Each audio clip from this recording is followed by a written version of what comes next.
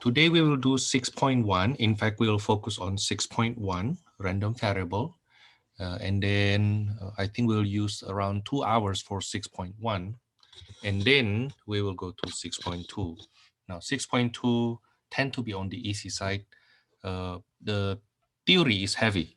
That's why I want you to watch the lecture video first. Okay, but once you get the idea, then applying them is actually quite easy. Let's start with 6.1. 6.1 on random variable.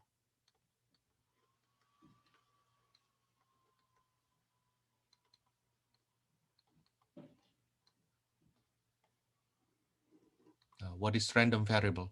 Random variable X definition. Random variable X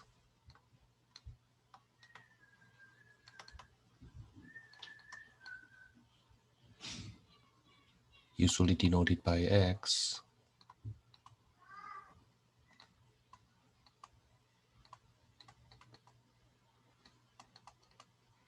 Capital X is a variable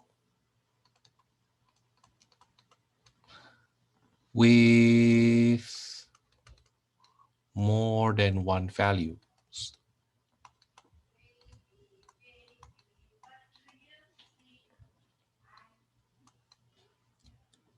Each value corresponds to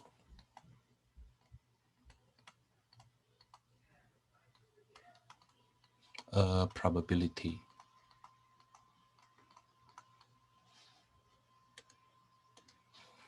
Yeah, this definition is so important such that even though I already mentioned that in the lecture part, I repeat that again here.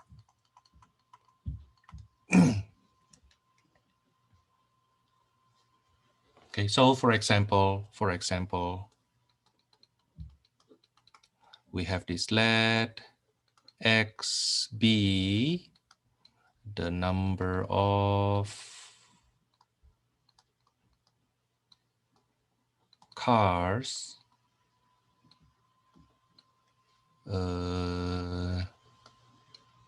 meet an average student's middle class couple, a middle class couple has.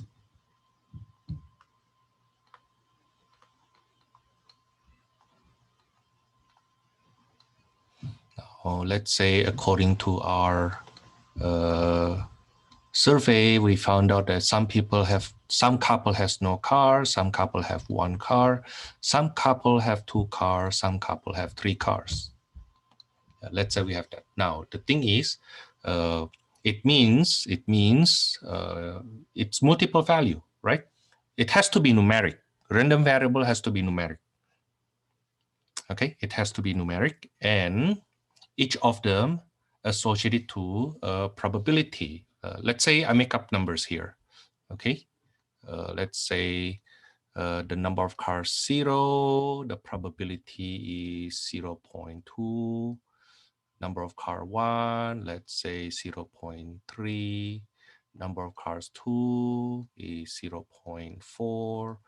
Number of cars 3 is 0.1.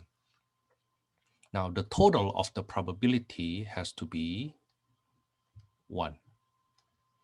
Okay, so very similar to frequency distribution, we get probability distribution here, and the total of a probability distribution has to be 1. Okay, now notice that in the past we have sample space, right, where these are the event and not necessarily numeric. The outcomes not necessarily numeric. Now, once we talk about random variable, it has to be numerical. Okay. Now, I believe one of my example in the lecture, it's actually a classic example. Every instructors actually use that. We need to distinguish sample space and random variable. Okay. Let's start with this. let's start with this. Let's say we have an experiment of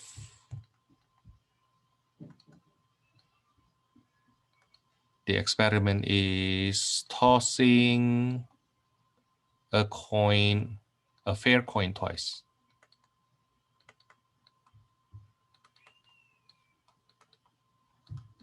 Now, from every experiment, the sample space is already determined. So if you toss a coin twice, then the possible outcomes are head and then head, head and then tail, tail and then head, tail and then tail. Now notice that even though we have multiple possible outcomes, right, but they are not numerical. The sample space, they are not numerical. Okay, now random variable is defined, then we need to decide or determine the random variable from the sample space.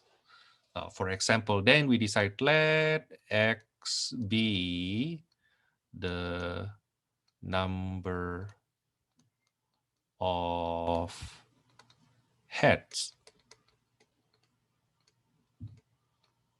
Okay, why heads, Thomas? Well, you can use tail. You can use tail, or you can. It could be something else. Let x be 1 if we have tail, 0 if we have no tail, like that. Okay. Now let x be the number of heads here. Then you see that x then becomes maybe 2, right? This is the event when you have two heads. Maybe only one head. These are two events that you have only one head. Or no head. And this is the event where you have no head.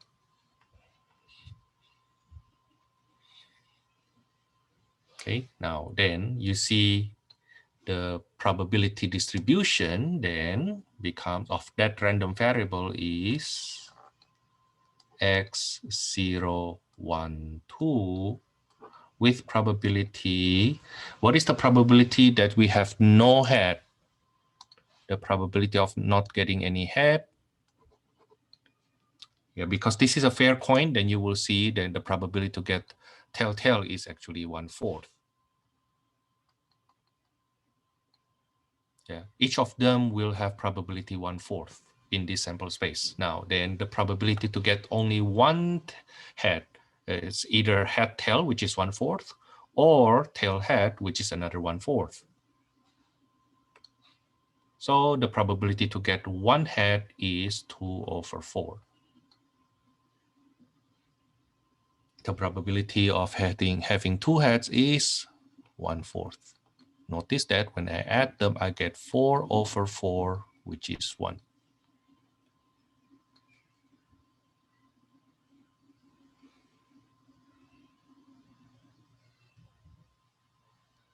Okay, now, this is just one example where we build the random variable on the top of a sample space. We may define another random variable differently. Let y be 1 if any head, 0 if no head. So then this y here will be either 0 if we have no head,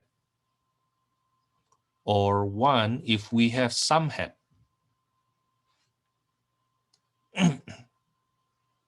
Okay, notice that we get no head if we have this event, right? So you see that y will be either 0 or 1 with probability of no head is 1/4. Probability of having some head is 3/4.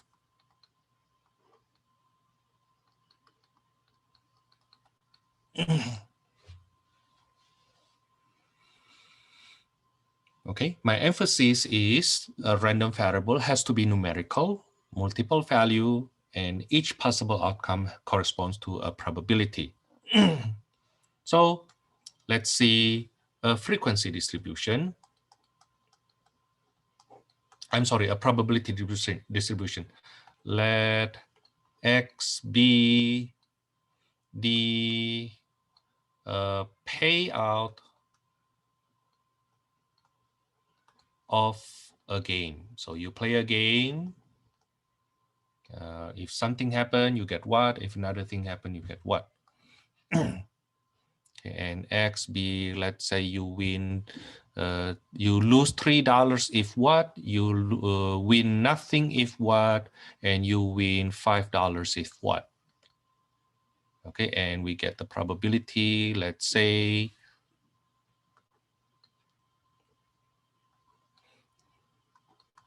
so -305, and then the probability are, let's say 0.2 here, 0.6 here, and 0.2 here.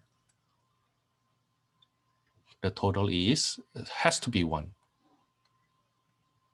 Okay, so the probabilities for each has to be from 0 to 1. That's what we know about every probability of an event has to be between 0 to 1, yet the total probability has to be 1.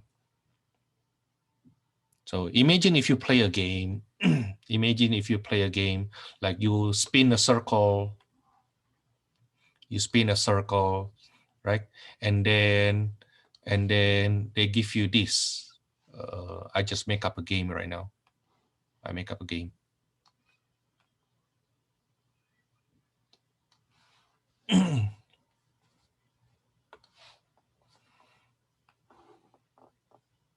we make up a game, and then if you hit this area, you win nothing.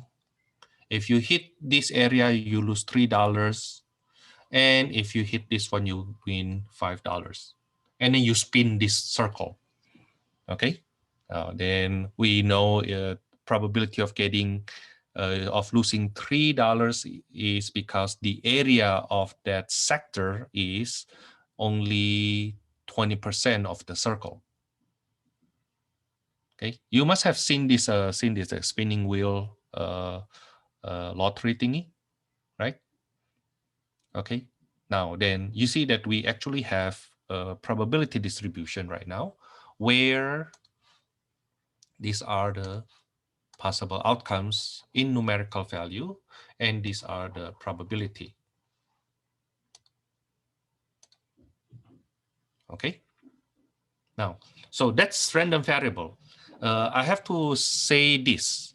I try not to rush too fast when it comes to random variable, because that's where we define our case, what we are computing.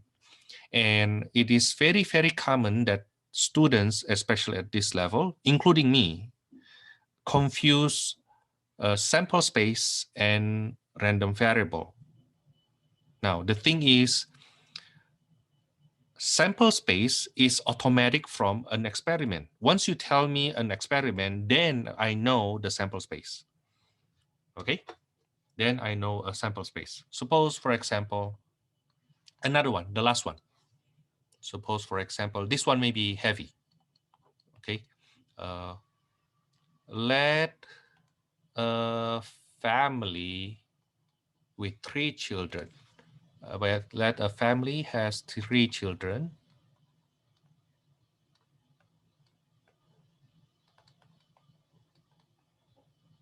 And we want to consider the genders of the children.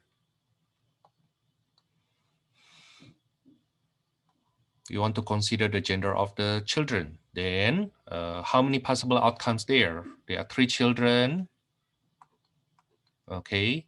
Each child may be male or female. Let me use boy or girl. Either boy or girl, right? So there are 2 choices for the first child. There are 2 choices of gender for second child, 2 choices of gender for the third child. In total, there are 8 possible outcomes. Now, what are those 8? Boy, boy, boy. boy, boy, girl, boy, girl, boy, boy, girl, girl, girl, boy, boy,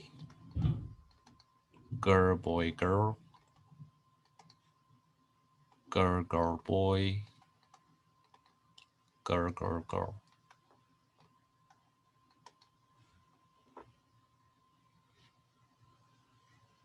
Yeah, those are our 8 possible outcomes. 1, 2, 3, 4, 5, 6, 7, 8. Right now, that's the sample space. That's not random variable. We know right away this is not random variable because it's not numerical. Okay, now for us to talk about random variable, let's say the question is find the expected number of boys in this family or expected number of girls. Okay, or what is the probability that the number of girls is at least 2? So then we talk about number of girls, right? Then we define let X be the number of girls in that family.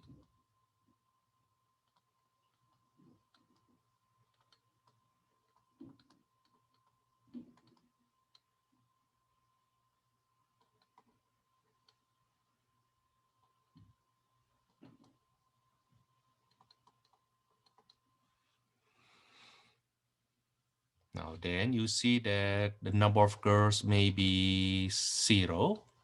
That's if all boys, right? Maybe 1 girl. That's if you have boy, boy, girl, boy, girl, boy, girl, boy, boy.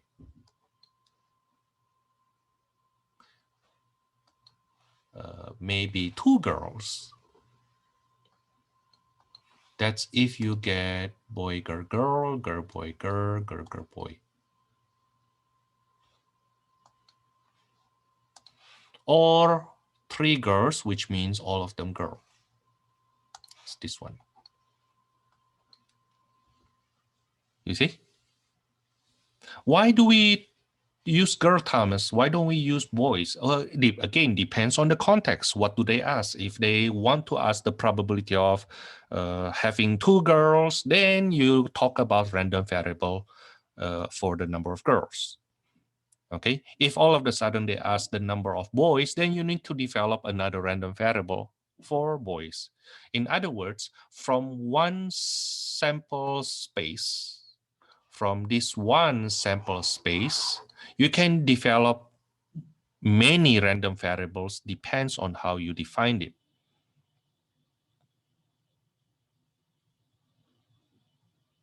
Okay. Now, it doesn't have to be girls only. It doesn't have to be boys only. Well, it is also possible I define another random variable. It's 0 if no boys. It's 1 if we have at least 1 boy, just like the one we had earlier. Okay. Now, each of these x equals to 0, x equals 1, x equals 2, x equals 3 has its own probability. Now, next, that's about random variable. Next, expected value definition. The expected value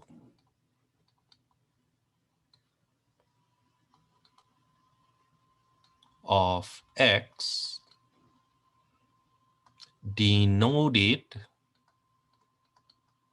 capital E parenthesis capital X from the random variable x is the average or the mean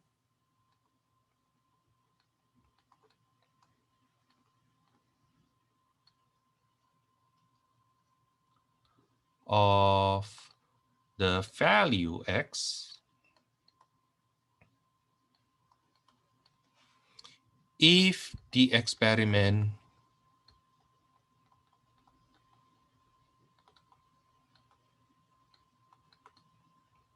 is repeated many times.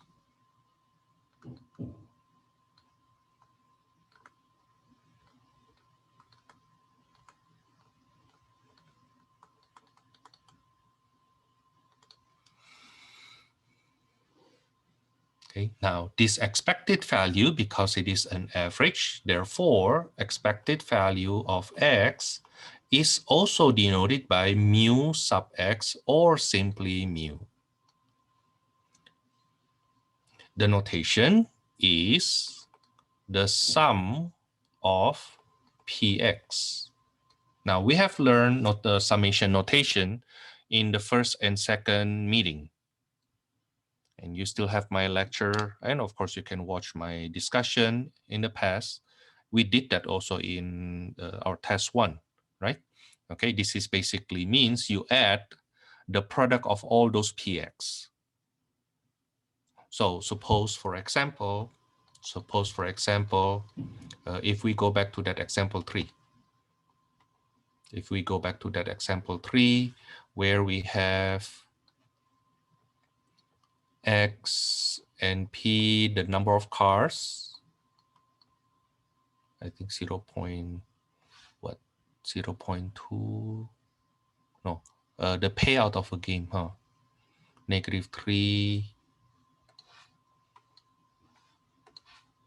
-3 is 0.2, 0 is 0.6, and 5, you win $5 if you hit the $5 area with probability 20%.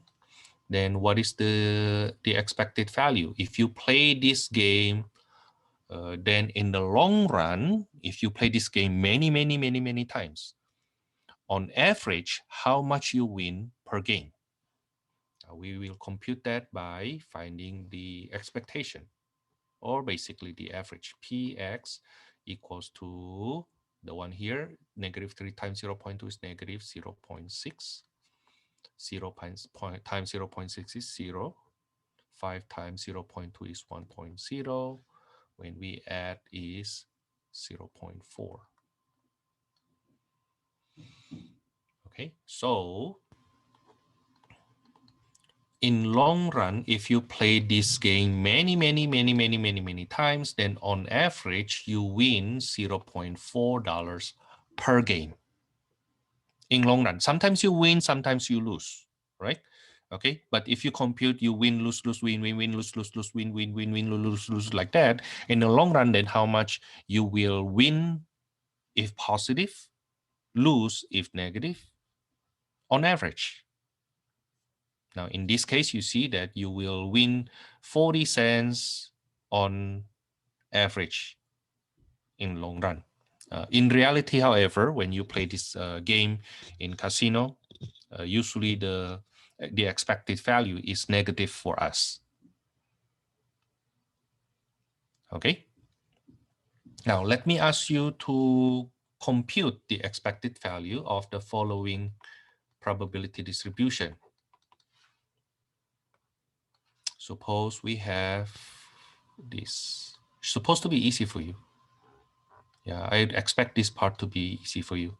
So let's say x is 0, 1, 2, 3 with probability 0 0.1, 0 0.2, 0 0.4, and 0 0.3.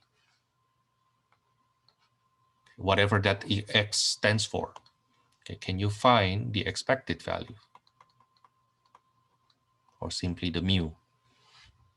Oh, by the way, before I forget, you can memorize this formula. You can memorize this formula expected value of x by mimicking the mu we have for population. When we have frequency distribution, that's fx over n, right? Now the thing is, when we had frequency distribution, then the mean is the second number divided by the first number, right? The second number divided by the first number. Do you remember that? Okay, now what happened right now is the first number is always 1. So you can think of it this way. You can think of it, you change the f becomes p, and you change the n becomes 1. Okay. The main reason why I emphasize you to memorize those formula very early in this semester is because one of them, because we use that a lot. Okay, from those formulas we get a lot of other follow-up formulas. Okay, and you will see later on for variance, it has some kind of association to what we have in frequency distribution. Okay, but let me ask you to do this first. How many minutes you think you need? Maybe 2 minutes? Okay, 2 minutes, please. Okay, let me start. How to compute the expectation or the mean of a random variable. You need to extend the table just the way we extend the frequency distribution before by multiplying p by x. So this will be 0, this is 0 0.2, 0 0.8, and this is 0 0.9. The total is 1.9. So the expected value of this random variable, which we can also say mu sub x or simply mu, is 1.9.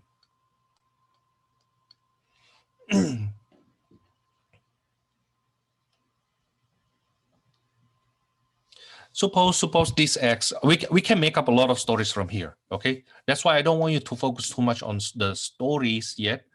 We will get that later on when we work on the word problems from the book. We focus more on how to find the mean, how to compute it, okay? Now, but we can put these stories. Let x be the number of children, family whose mother is 25 years old, 25 years old or younger. So let x be the number of children in a family whose mother is at most 25 years old. Okay, so if you take all mothers who are 25 years old or younger, and the probability that a person has no children is 10%, one child 20%, two children 40%, three children 0.3. Of course, this is hypothetical, okay? I just make up stories.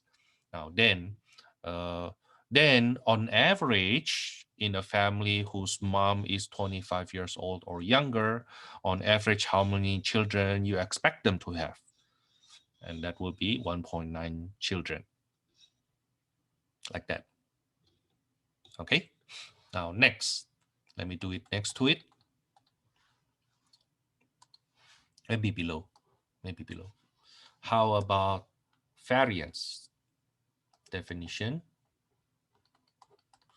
The variance of random variable x, or simply the variance of x,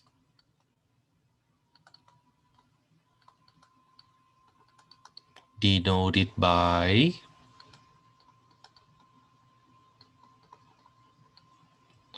var x or sigma squared parentheses x or sigma squared subscript x or simply sigma squared, is given by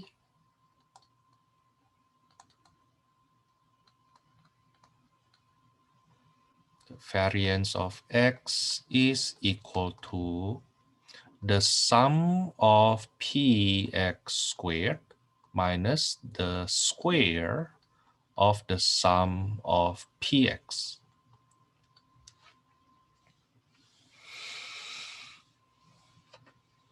Now, if we compare to the variance, if we have frequency distribution, variance of a population when we have frequency distribution, it's n square root of fx squared minus the sum of fx being squared over n squared, right? Now then, here you change the n becomes 1 because it's probability distribution. N becomes 1, the F becomes P.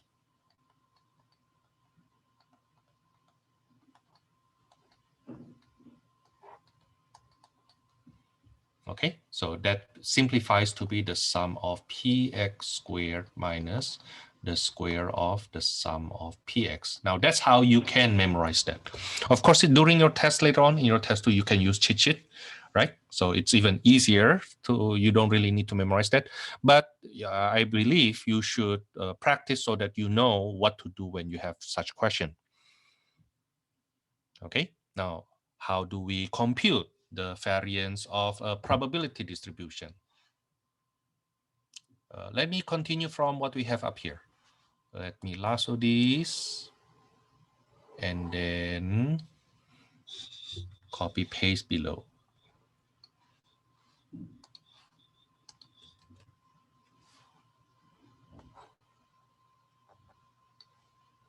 Yeah, what we will do is we'll extend this table just like the way we extend our frequency distribution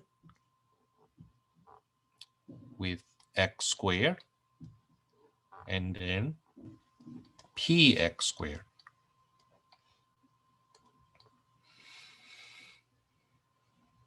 Okay, so this is 0, 1, 2, 3. I'm sorry, 0, 1, 4, 9.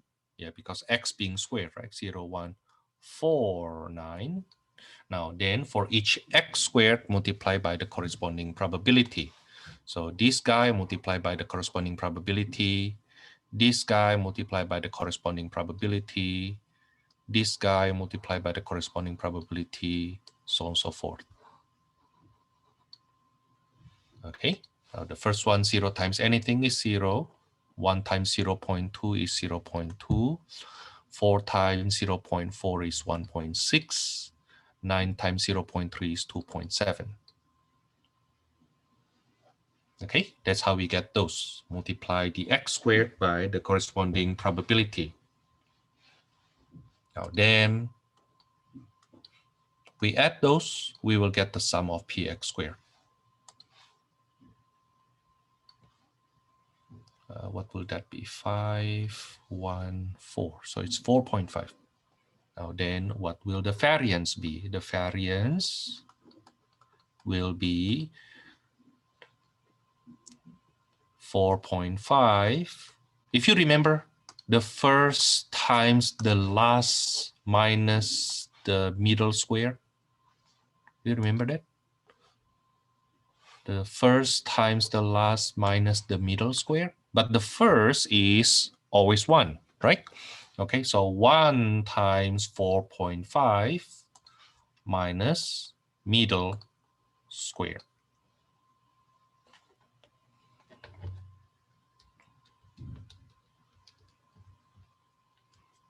Okay, so we get 0.89.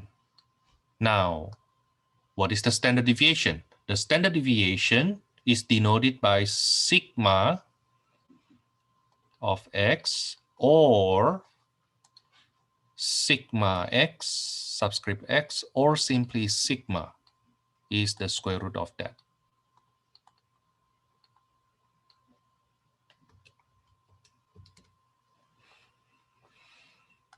Okay, 0.943398. That's 3. That's what becomes 40. That's the standard deviation. Now, I think I need to write a note. Note SDX is not widely accepted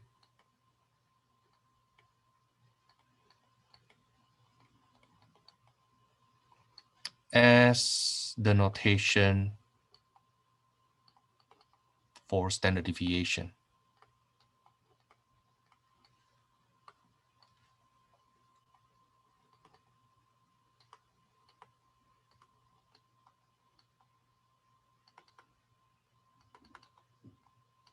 So we will not use that notation here. We won't use SD or SDX for standard deviation for random variable x. Okay, only these notations are accepted. Okay, I think in the past I used it once in a while until one of my friends pointed out that, Thomas, I don't think that's one of the notation that we commonly use. We saw that in some textbook, but not a lot of textbook actually using that notation. I'm referring to higher probability notation. Okay, in lower probability notation, all of them use sigma. None of them use SD. We never use SD for standard deviation. Okay. We never use SD for standard deviation. Now, let me give you 10 minutes to try that new concept. Okay, I believe I mentioned that in my my lecture also, but this time, let this find the mean and standard deviation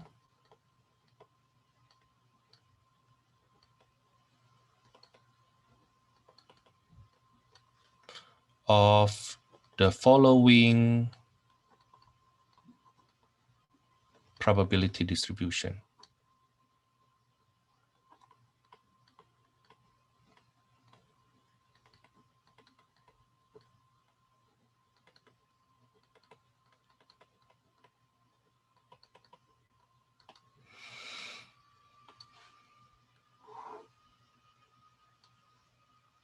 So let's start with, let's say this is x, 0, 1, 2, 3, with probability, let me make it 0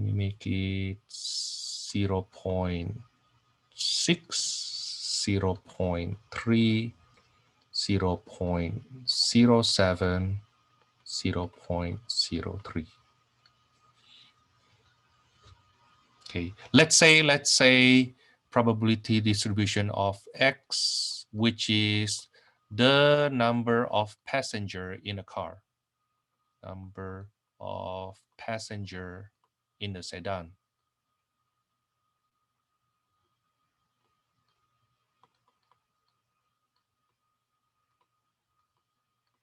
On freeway 10.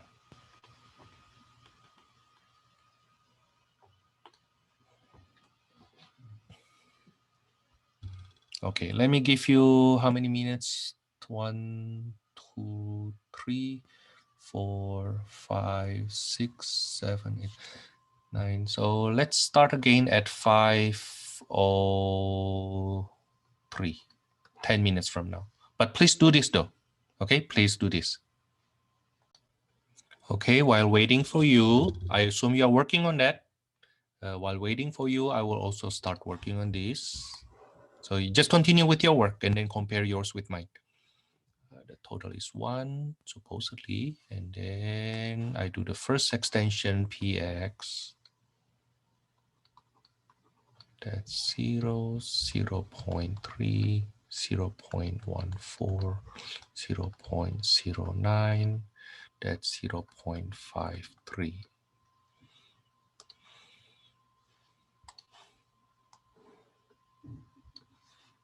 So the expected value of number of passengers in the sedan on freeway 10 is 0 0.53. Yeah, suppose these numbers are correct, it's true, then the number of people in a sedan on freeway 10 on average will be 1.53, right? Because every car on freeway 10 is supposed to have a driver, right? Okay, now then the number of passengers plus one driver, then on average we have 1.53 passengers in a car on average.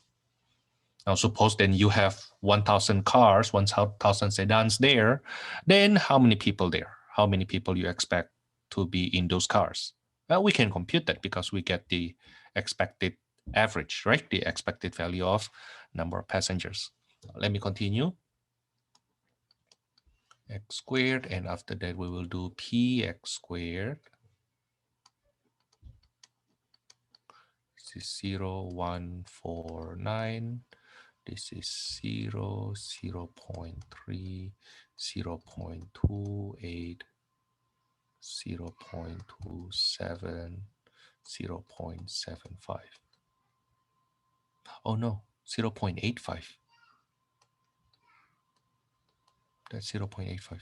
So the variance of x is 0 0.85 minus 0 0.53 squared.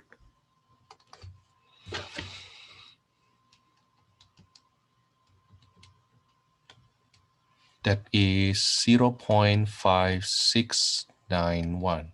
So the standard deviation of this random variable is the square root of that number 0 0.75439.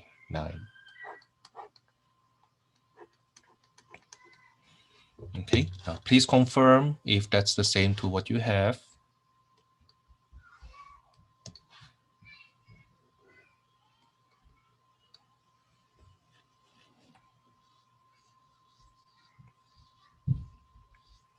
Okay, now let's do one problem from our textbook. Our textbook basically do the same thing with what we have here. Most of them. It's just like on the top of that, they want you to still able to read some, give me a second, read some table like what I'm about to do now. I try to get a reasonable problem. Not too long, not too short. Let's see number 24. Where's that 24? And then after that, we do number 26 or 25.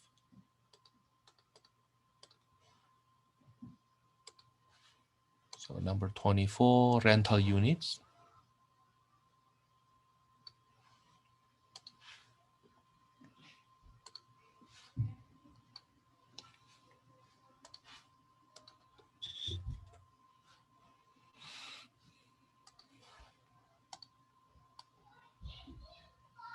The graph of discrete probability distribution represent the number of rooms in rented housing unit in 2013. Number of rooms in rental units. So we have one room at probability. Let's see what we can do from here. So let's see part A. What is the probability that a randomly selected rental unit have 5 rooms? Probability that X equals to 5. That's the notation. Probability that X equals to 5 is 0.198, right? Can you see that? This one here, right? Number of rooms, the probability is 0.198. How about part B? So I hope you find it to be easy. Part B, probability that a randomly selected rental room has 5 or 6 rooms. X equals to 5 or X equals to 6. Now 5 and 6 are mutually exclusive event. So the probability of this event or that event is equals to the sum of the probabilities. Just add them.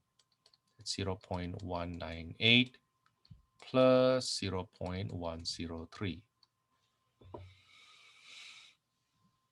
Okay, they are mutually exclusive. Means if that house, if that place has 5 rooms, then it won't have 6 rooms. If that place has 6 rooms, then it is not 5 rooms. Okay, now when I add this 0.301, that's the probability of having 5 or 6 rooms. Part C. What is the probability that a randomly selected rental unit has 7 or more rooms? Probability that X is at least 7.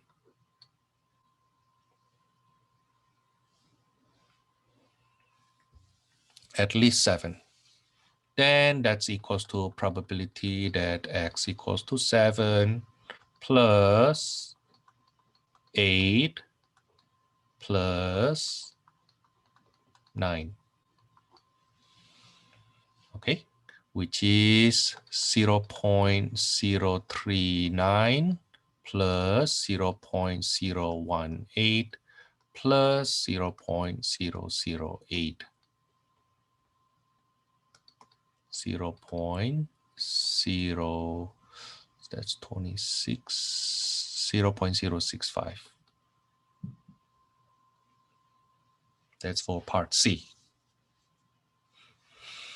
Now, if a rental unit is randomly selected, how many rooms would you expect the unit to have? And what you will do is you create a frequency, a probability distribution and do the extension.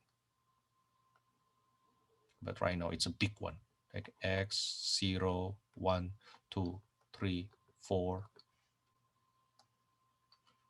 5, 6, 7, 8, 9 rooms. I wonder what kind of place it's that needs 9 room. Yeah, I know it's just like, how can a rental place has 9 rooms? But I have seen a place nearby East LA College actually has 10 rooms. It's like all East LA College students from a certain country. So it's a well-known school district in China. I heard they actually rent that house uh, for students coming from that district who come to study at East LA College. Yeah, that's what I heard though. I don't know if it is still right like that right now. Okay, now then, so let's see, 0 is 0.009. It must be a studio if it doesn't have any room, right? The one room 0.017, usually for only one student or a couple, a student with his or her spouse. With 2 rooms, oh, sorry, I don't have 0. What am I doing? I don't have 0. My bad. So I don't have zeros. I start from 1. Almost wrong. So start from 1, that will be 0.009, 0.017, for 3 is 217, 0.217, 0.391, 198, for 6, 0.103, 7 is 0.39, 8 is, sorry, I keep on going up and down, 0.018 and 0.008. You need to confirm first, actually, that this is a probability distribution, but just add those numbers and make sure that they add up to 1. Let me check that. So I add these numbers here.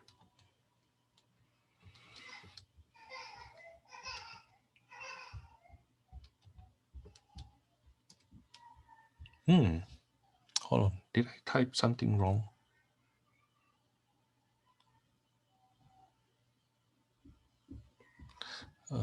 Did I type something wrong?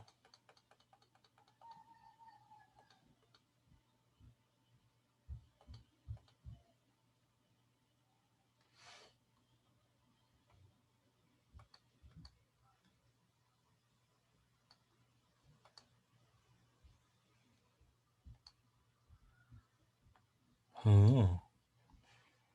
Okay. Oh yeah, I typed something wrong. Yeah, that's right. But the total here is 1. So this is a probability distribution.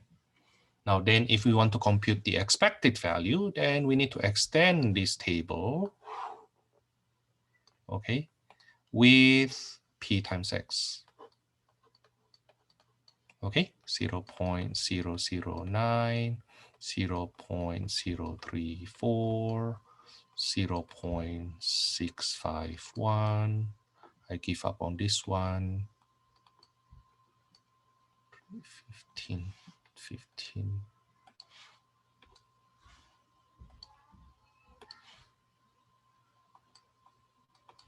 5 times 0.198 is 0.99.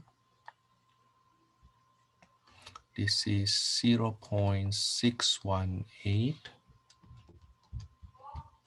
0.273, 0.144, 0.072.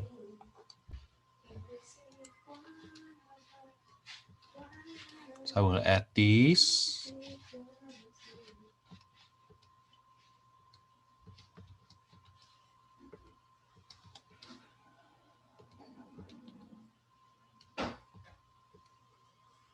I get 4.355.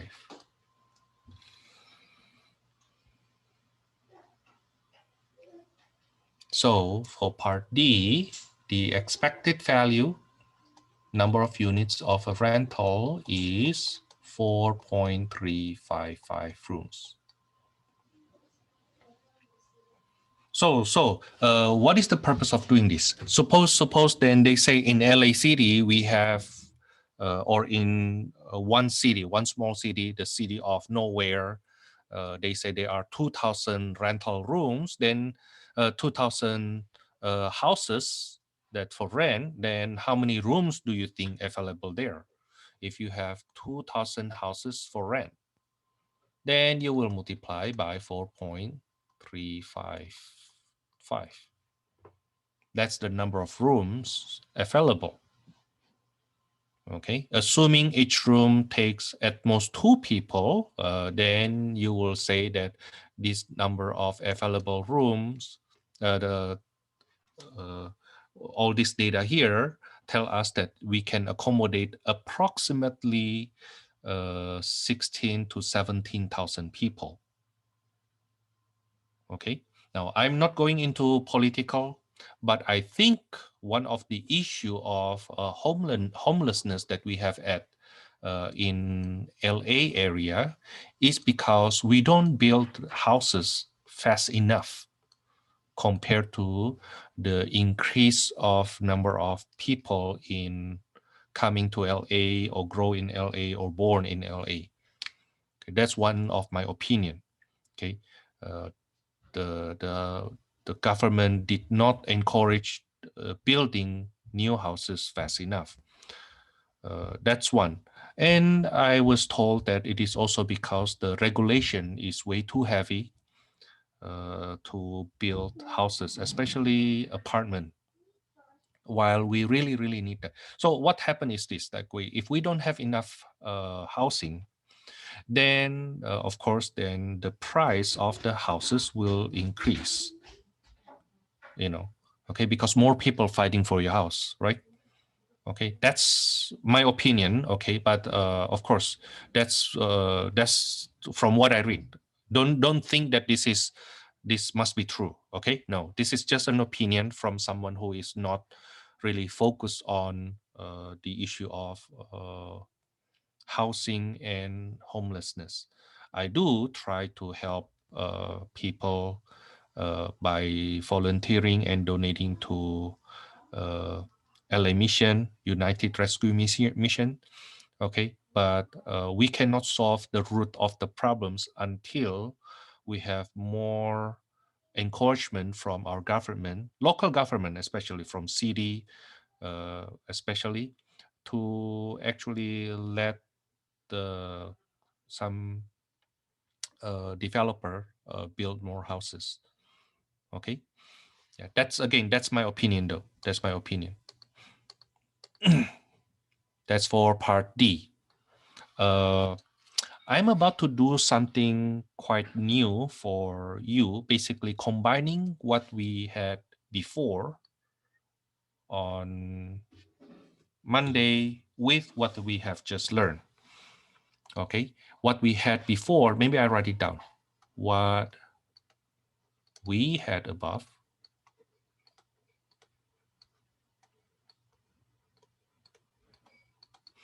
the probability distribution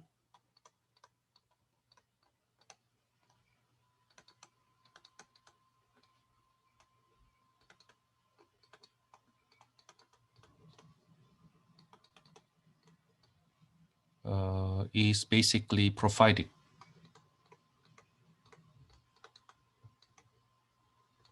Now, in the next example,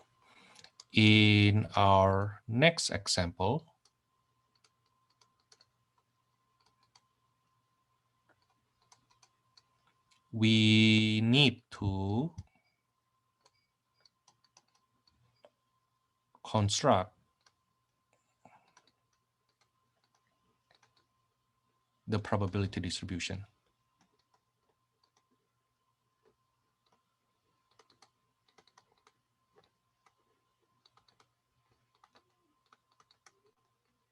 And after that, after our break, we will do something even harder, something considered very, very hard for a lot of students. But I do expect you to be able to do that. Once you get used to it, you will see that that's actually common. That's not something big deal. Okay, let's see the next question from our textbook. I see I wonder if I already did number 26 in my lesson. So let me just do number 25 instead. I will do number 25 instead. Okay, number 25 looks like this.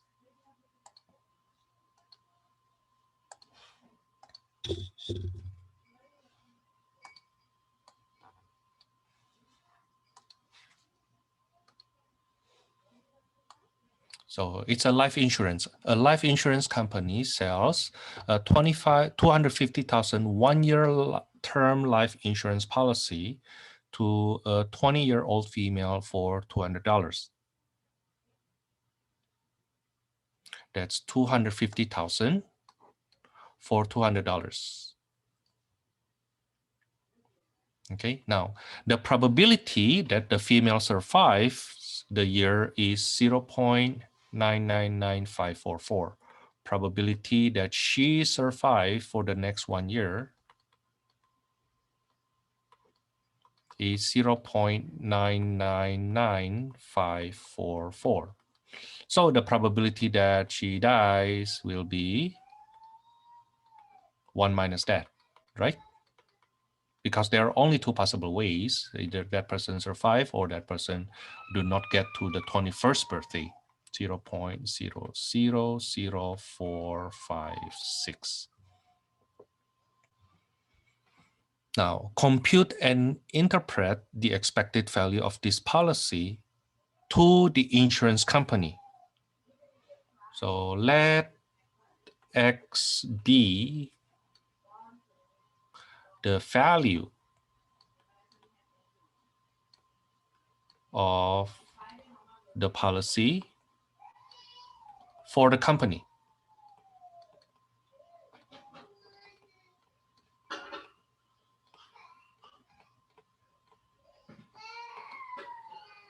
For the company, not for the girl. Here they specifically say for the company. Okay, so let's see what kind of money, how much money will this company get in case that the female who bought this insurance survive, then the company will get $200, right? In case this person survive, then the company will keep the $200. In case this girl, this lady does not survive, then the company will lose $250,000 after being paid $200. So of course, the girl need to buy the policy first for $200. Okay. So either the company make $200, or the company lose $249,800. Now, this is when survive. This is when the girl die. Now, we have the probability for each event, right? We have the probability for each random variable. So we can construct the probability distribution where X is the payout. Notice that the sample space is basically either the girl survives or dies, right? But we are looking into the value of the policy for the company. Okay, so the company will make $200 with the probability of 0.999544. Now, the company will lose 249,800 with the probability 0.000456. We can add, we get this is exactly 1. Supposed to be. That's how we get that second probability. That's how we get this. They subtract from 1, right? So the sum here has to be 1. Now then, if we want to compute the expected value, we did what we had done before. Multiply P by X. And then we add them later on. So 200 times 0.999544 is $199.9088. While 249,800 times 0.000456 will be negative 113,9088, which when we add, we will get 86.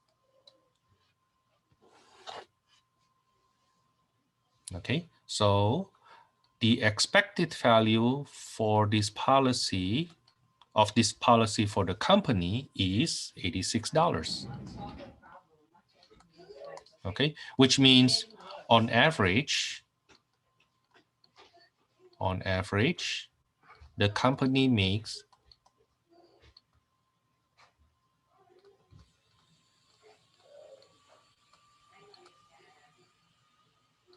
$86 per person in this purchasing this policy.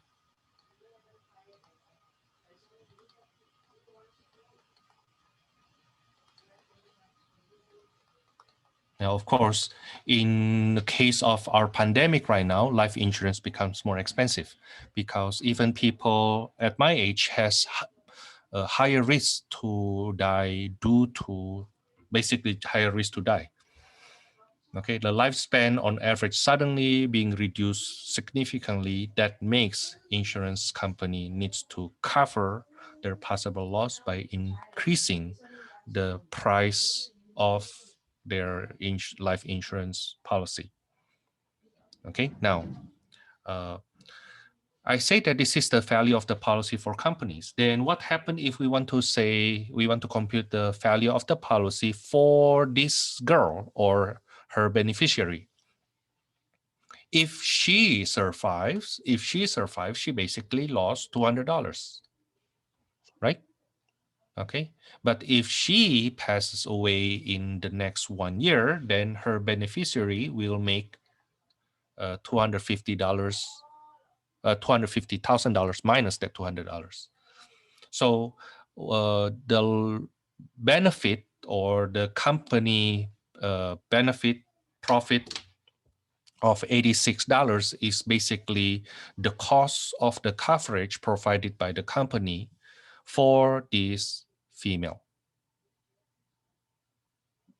Okay, now, of course, when you buy a policy, expected value for you supposed to be negative. Expected value for the company is supposed to be positive. Okay, the company is there to make money from you. It's about do you think their coverage is worth it?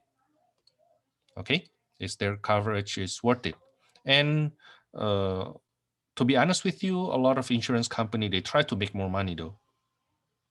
Well, because one of them is because of regulations that they have, such that to cover in case of something goes wrong, then they charge you even more. So the expected value per person when they do life insurance is actually a lot higher than $86. So if somebody tell me that for a person at my age, my annual premium for life insurance is only $86, I randomly pick number. If $86, now I don't believe it. Now that's way too cheap. Why? Who gonna do a business for a profit less than $86? That's way too low. Okay, but Thomas, that's per person. Well, how many customers you expect that company to have? Okay, I mean, I agree that if that company has 100,000 customers, then that company will make $8.6 million, right? But a company that big that handle 100,000 people must have a lot of people to work there also, and of course their salary, they themselves need to have their own insurance, right? Will definitely reduce the profit of that company. Okay, I try to apply what we learn in statistic and apply that to our real life. Okay, when somebody try to sell me life insurance, I look at that number, I say this doesn't make sense. Why? Because I teach statistics. In fact, I believe I already told you that I have background in actuaries. Actuarial actuary is a study where we learn risk management. So if people ask me, Thomas, do you believe in insurance? Yes, I believe in insurance. Okay, it is one good thing that our country, at least California, kind of like enforce a lot of insurance, like life insurance, health insurance, car insurance, whatever insurance, home insurance, right? Because we want to manage those kind of risks. Now, of course, some companies charge you too much. I agree with that.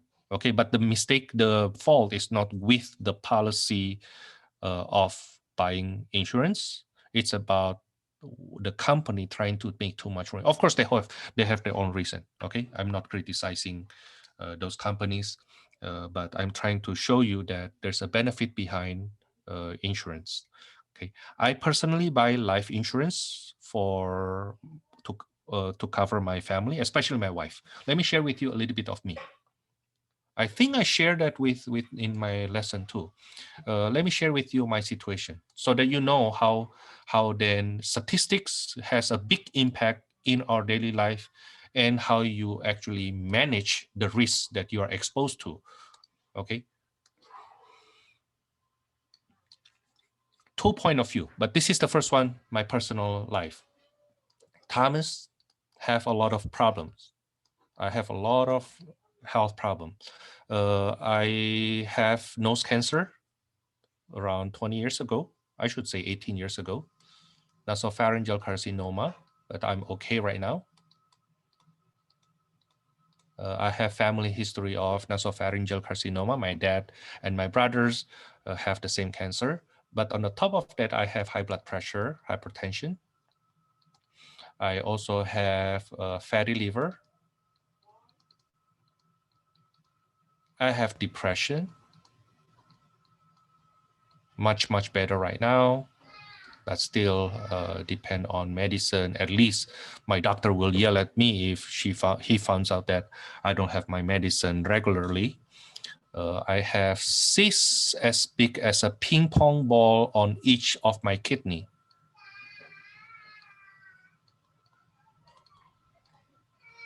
And I have congestive heart failure.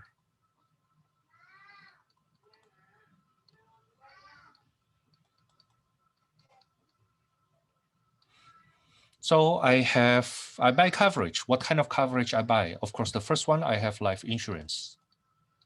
I can even tell you how much is that. It's $400,000. Why don't you buy more, Thomas? Well, the higher the coverage, then the more I need to pay, right? Okay, so why $400,000? It's mainly because that's the cost or the remaining balance of my house. My house right now still have approximately 350K that need to pay. It's actually less than that already. Okay, so I told my wife, in case of my death, what you will do, honey, you will, because my wife is a full-time mom, right, homemaker. And I told her she has done a very, very good job in educating, in taking care of my son. And with this daughter, I'm still really, really happy, really proud, really amazed with what she does for my children. And the way I see is like, it's kind of like I go earn the money so that she can focus on taking care of children. So I do not want to say that she's not earning money, because she is actually make me earning money so that she can focus on that. Okay, she can do better job in taking care of my children. Okay, but in that makes me the sole breadwinner for this family, right? Now, in case of my death, uh, sh- there's a big chance that she cannot get a job right away, especially with these two children still very young.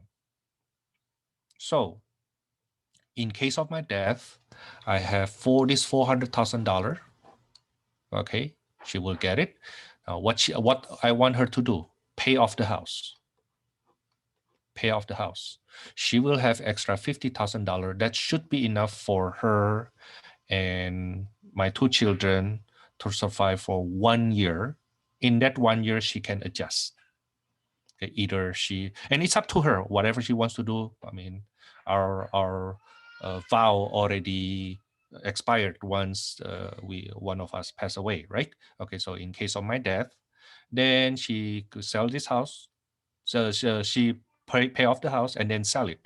Pay off the house, still stay in here for 1 year. Try to get a job. Okay, try to manage. It's up to her how to do it. Of course, we have two cars. She can sell one of them. Okay, while she's looking for a job and adjust. What happens if in 1 year she cannot adjust, cannot get a job? So the children still very young. Then I told her, if I were you, then I will sell the house, get a cheaper house so that you can adjust more, or just sell this house and bring the children back to Indonesia, where our big family is still located. Okay, now so I think ahead in case of her loss of me. Now I also do coverage for her, like in case of her death, then how much I usually need to adjust. Like, for example, I will need care for my children, right? And very likely I need to cut back in my teaching and so on and so forth, while still paying for the house, right? Okay, so I try to anticipate that. I also have the long-term disability insurance, and that cover COVID.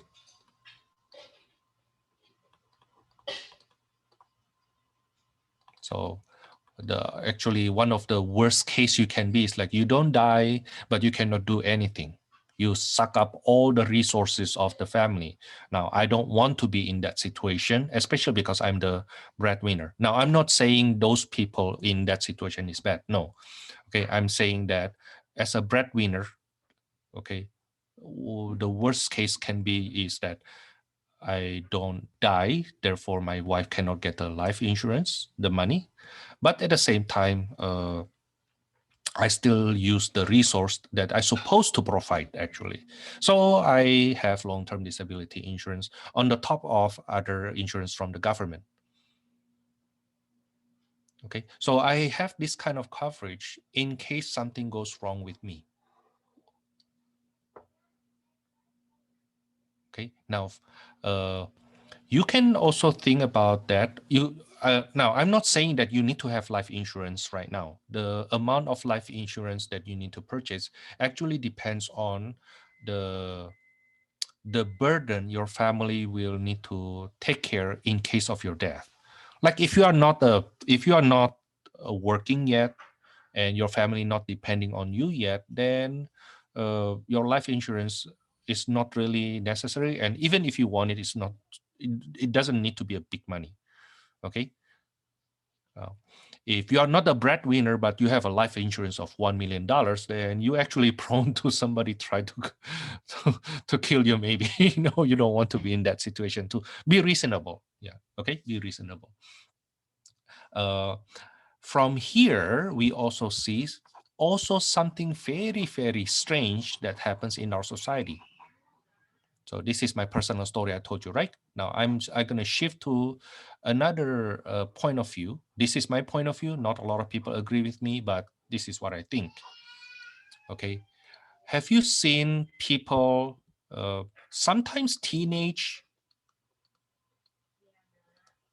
but maybe like between 20 to 30 years old, but you also see people older than that driving like crazy, drive like no tomorrow, like crazy. They just like drive so fast on freeway without thinking about their safety. It's just like, no, they basically compromise their safety down to near zero, like driving 120 miles per hour. That's definitely crazy, right? Okay, no, don't do that. Don't do that. Okay, but the big question is why they do that. Do they do that? Now, this is the answer I can offer you. Think about this, okay? Think about this. Things that you tend to do without much consideration, tend to take unnecessary risks, usually because your expected value, it has something to do with your expected value.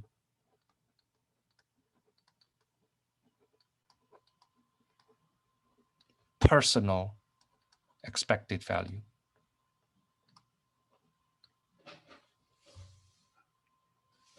How much you look at yourself, how much worth you look at yourself.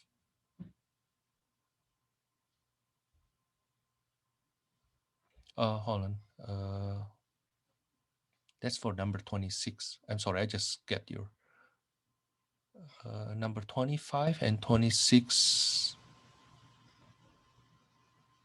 Oh, is it right? I'm sorry. Let me see the book again.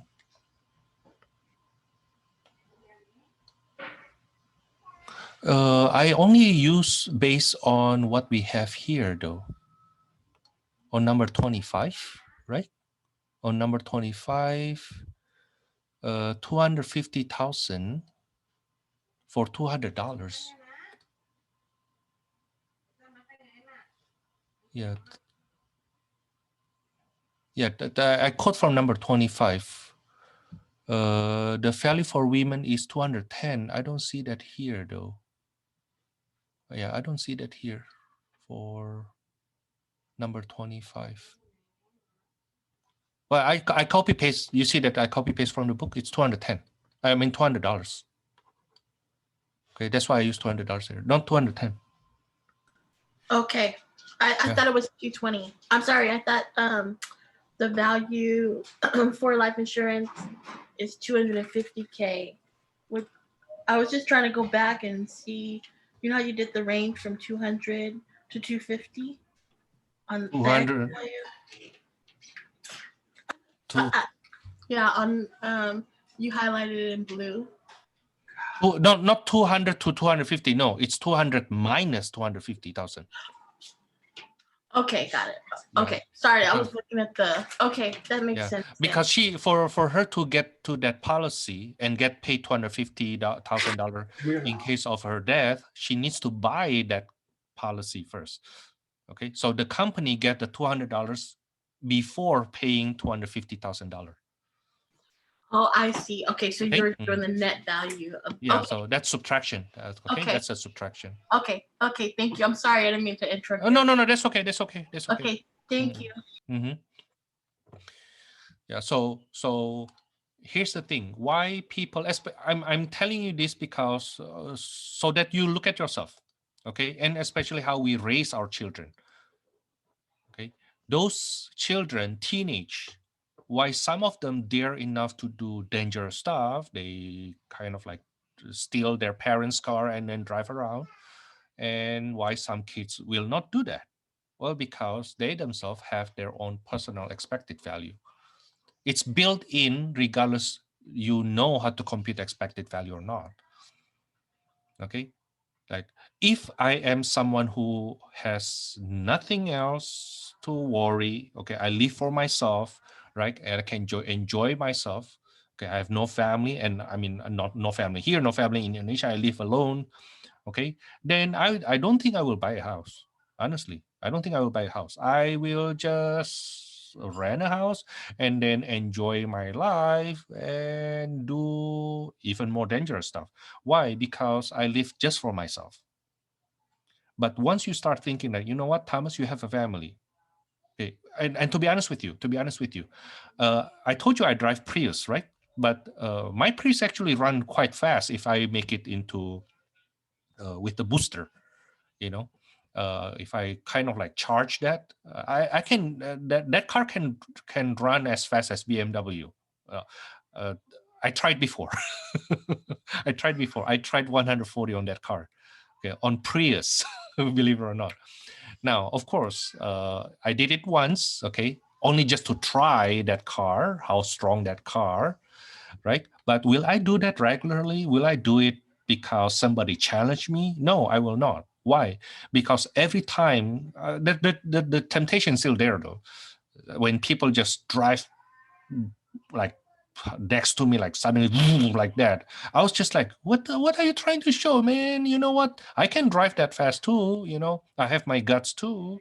uh, People say I have my big balls too, you know, if you want to call it that way. But then I think, well, you know what, I have a wife, I have two small children. Okay, what's the point of me showing off that I can drive that fast and I take that challenge and risking my children to lose their father? You see what I'm trying to say? Okay. So it's something to do with your personal expected value. The lower your expected value, the more likely you take bigger risks in making decision. If you see yourself as someone valuable, and I hope you do, then you will actually spend more time in something that you think valuable. You want to increase your expected value. You're supposed to increase your expected value, right? And not risking it to something affect your expected value negatively. Okay, so I say this to my friends at church back in Indonesia. There was one time seeing me, Thomas, you are a successful person right now. Oh, well, I'm just a regular person actually. You think I'm in America, but I'm no different than you guys. But when I taught them about this expected value, you know, and to teenage, what I told them is like, increase your children's value, how far they can go into their future, how good they can be if they really train themselves. Then they will not turn their eyes, turn their hearts into, for example, drugs, taking risks of rage driving. And in Indonesia, we use motorcycle a lot, okay, and taking risks when they ride a motorcycle. You see why? Personal expected value. Okay. Now let me give you a little break. We come back at 5, maybe at 6 o'clock. Okay, at 6 o'clock we come back. Then we will start working on one hard question from this 6.1 before we go to binomial distribution in 6.2.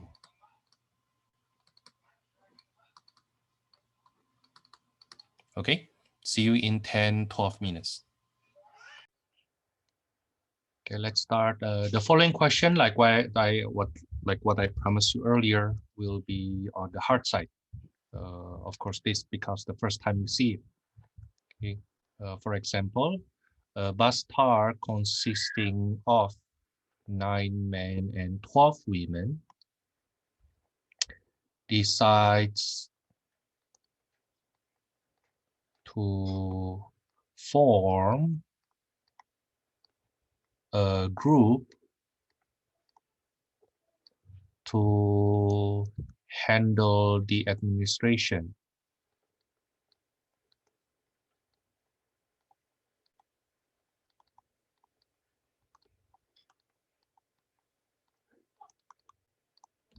of their journey.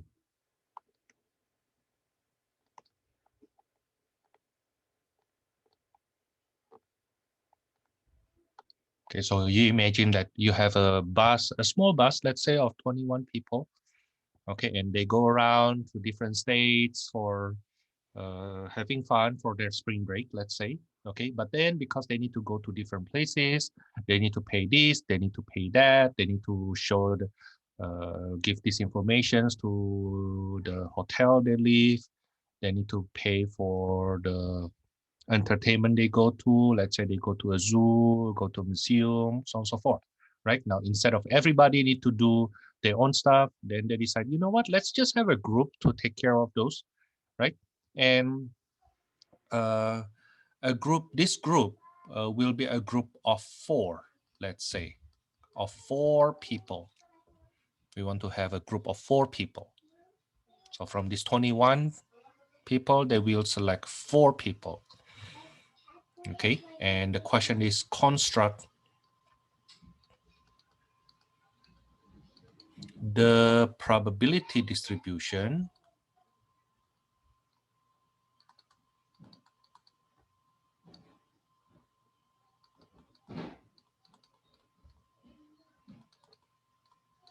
of number of women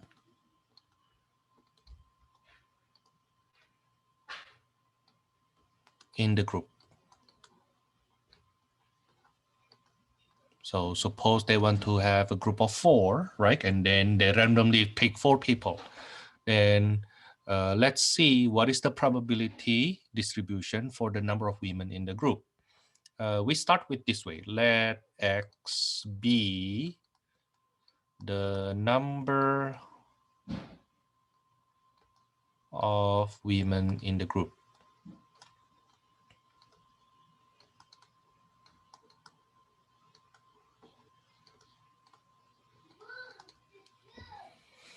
Okay, because they want to know the probability distribution of number of women in the group, right? What is the probability that no women there? What is the probability there are 2 women there? What's the probability all of them women? Okay, so let's see. Let this those number of women in the group be X. What are the possible outcomes for X? How many women we possibly have in this group? Is it possible that we have no women? Of course, that's possible, right? If all of the men, we may have 1 woman, 2 women, 3 women, 4 women. Think about this. You have a group of 4. You possibly have all of them women, possibly that none of them women, or any number in between, right? Okay. Now notice that they don't give us the probability for each. They don't even give us the probability. They only tell us I have a group of 4. Okay, you will find out the probability for each event. And we need to compute the probability then. Okay, now we start with this. We have 9 men, 12 women, right? A total of 21 people. Now from these 21 people, you will select 4 people. Now then the first question is, what is the probability that the number of women selected is 0? I don't want to go fast. But if you don't pay attention, this will be very, very confusing for you. What is X? The number of women. Why X is 0? Well, X possibly 0, possibly 1, 2, 3, 4. What we want to compute right now is what is the probability if this group of 4 is randomly selected from these 21 people. what is the probability that no women selected at all? Now, and how many ways can we select 4 people from 21? We did this before. That's 21, choose 4.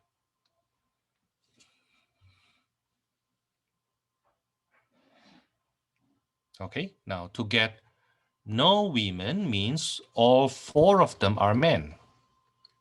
You need to select 4 people, right? But none of them women. So all 4 are men. And the number of ways to get 4 men and therefore no women is 9 choose 4 times 12 choose 0. That's the probability. Any question?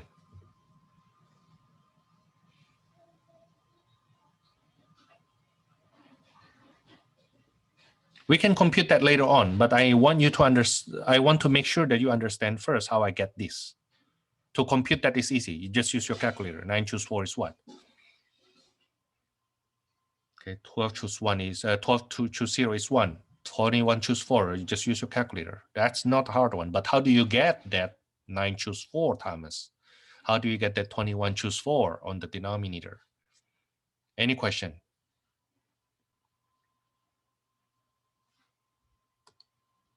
Okay, good. Then I hope you can replicate. If we go on to the next one, what is the probability we get 1 woman selected? So to get 1 woman means 1 woman, but we need to select 4, right? It means the other 3 are men.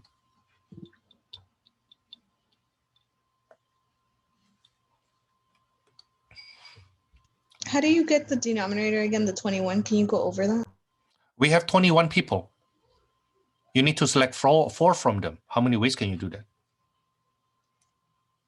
So it's in a ratio in a sense, the 4 out of the 21. That's the probability to get 4 out of 21. But the question is, how many ways can you select 4 people from 21 people? How many ways can we select 4 from 21 objects?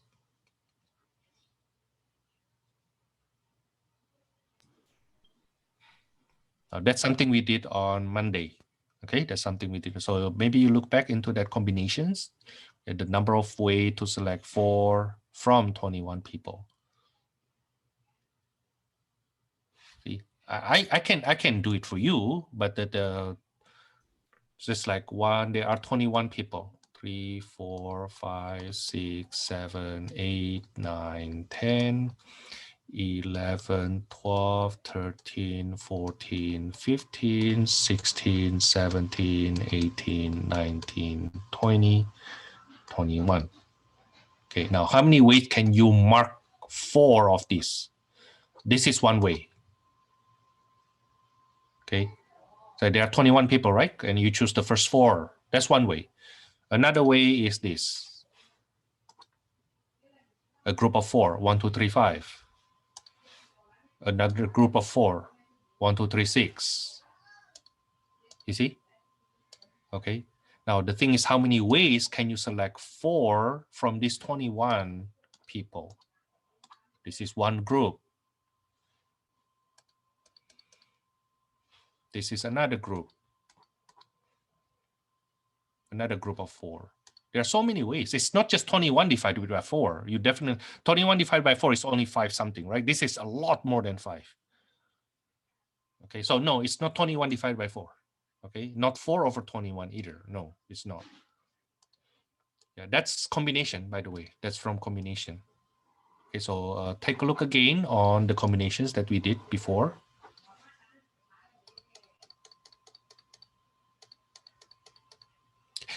Okay, yeah, you need to be really strong on combinations to handle these kind of questions. Okay, now, but to say that you won't be able to handle it is also wrong. Why? Because what? You are looking down on yourself. Right? Saying that what I teach you is not enough for you to do this is no, that's not true. You can do it, but of course you need to study. right? Yeah, go back to that combinations. Like if you have 21 objects, how many ways can you select 4 of them? At 21, choose 4. Now, how many ways can you select? How many ways can you select 3 from 9 people? Of 3 people, you select, of 9 people, you select 3 of them. And it will be, let me go there. This will be 9 choose 3. That's the number of ways to select 3 males.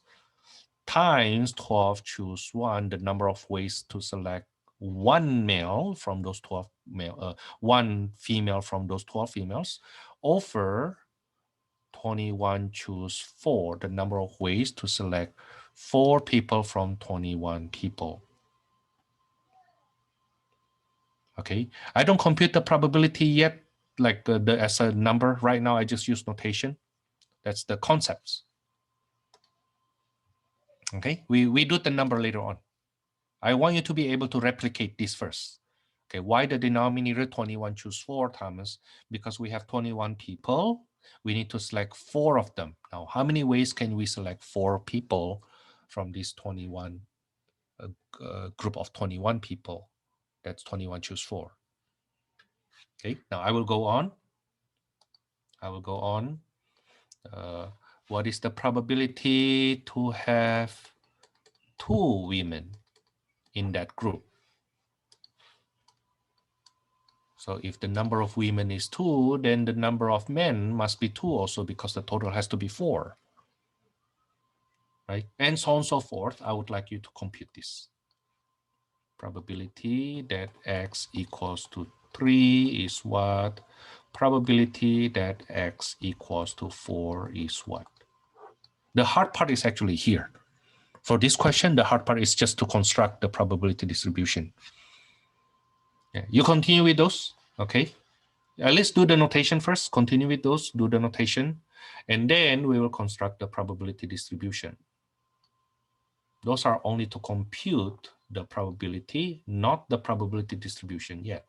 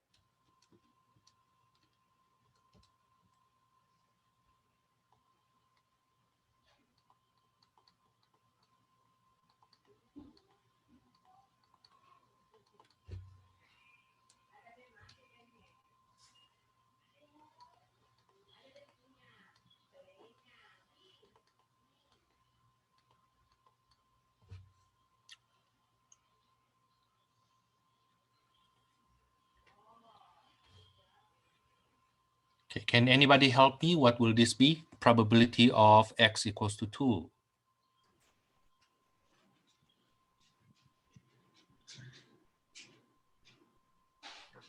9, Uh-huh. 9 change 2 times I changed, choose 2 times 12. 12, choose 2. That's good, over. 21 choose 4. And then how about probability that to get 3 women?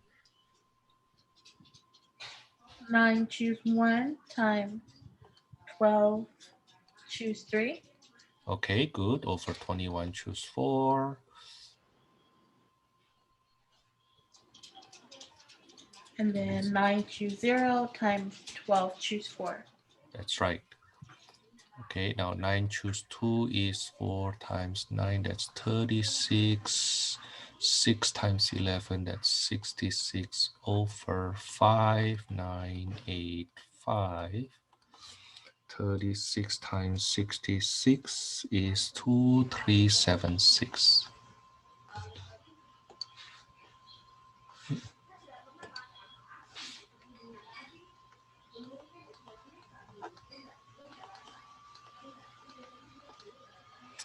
And then 9 choose 1 is 9. 12 choose 3 is 220.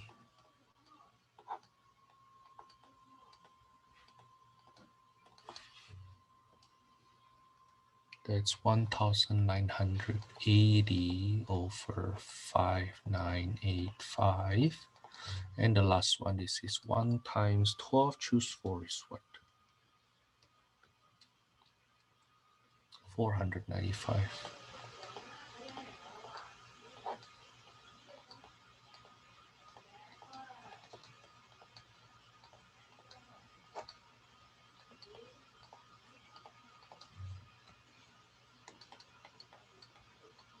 Now from here, I do not recommend you to convert to decimal.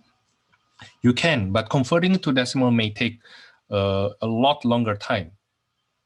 Okay, in your real test later on, learn to reduce the fractions. You can actually see that all this fraction is reducible by 9.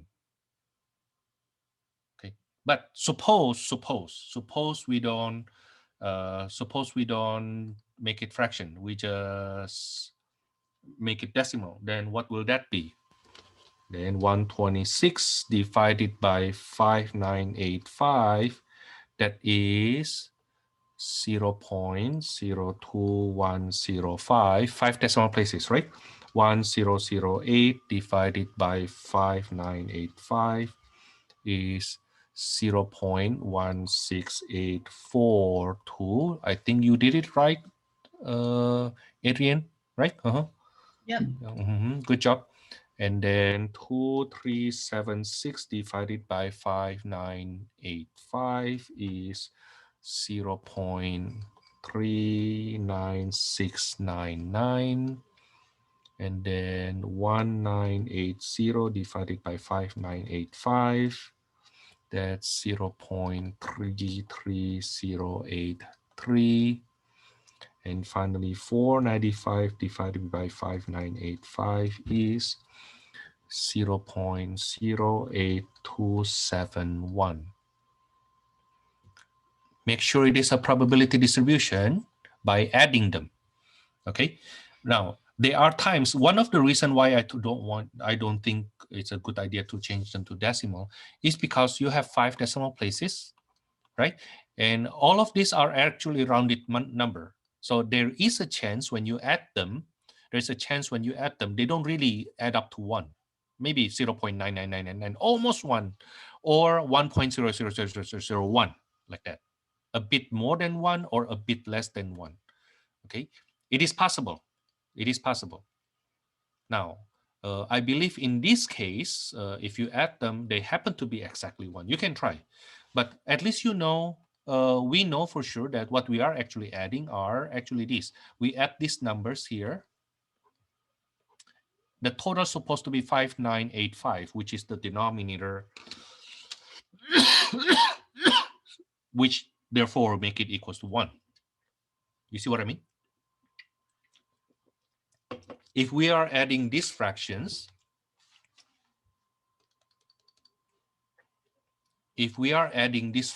here, for sure, no rounding error, right?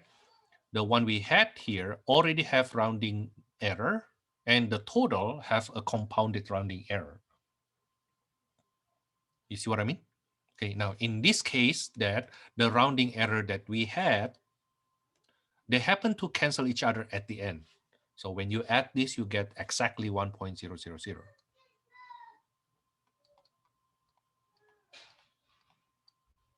So it is a probability distribution. Now you see that to get this probability distribution is quite heavy, right?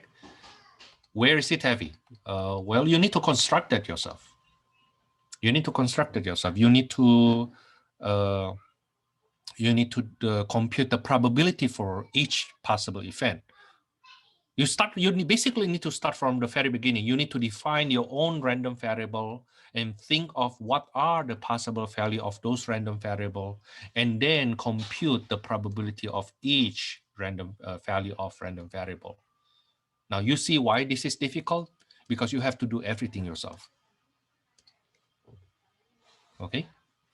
On the other hand, this is the type of question that is useful for you though. Right? In real life, how many people always do things for you? I mean, if somebody already did this for you, okay, you may still ask your question, well, then can you do the probability for me? Now, once that person get the probability for you, can you do the expectation for me? It's like in the end, you ask that person to do everything, right? How about you do everything from the beginning? Can you do that? Okay.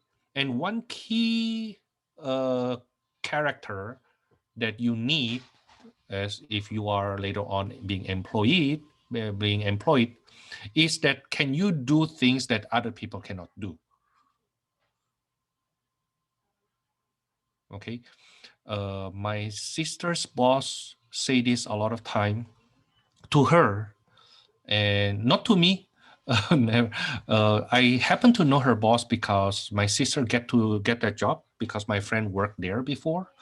And when my friend was interviewed there, like more than 10 years ago, I was the one driving her there. So I happened to meet that boss at that time. And she always say to either to my friend or to my sister that employees, her staff are disposable. She used that word disposable. And I feel like, dude, why do you need to keep on saying that? Why do you need to keep on saying that? I mean, just say it once. Okay, we know, that's it.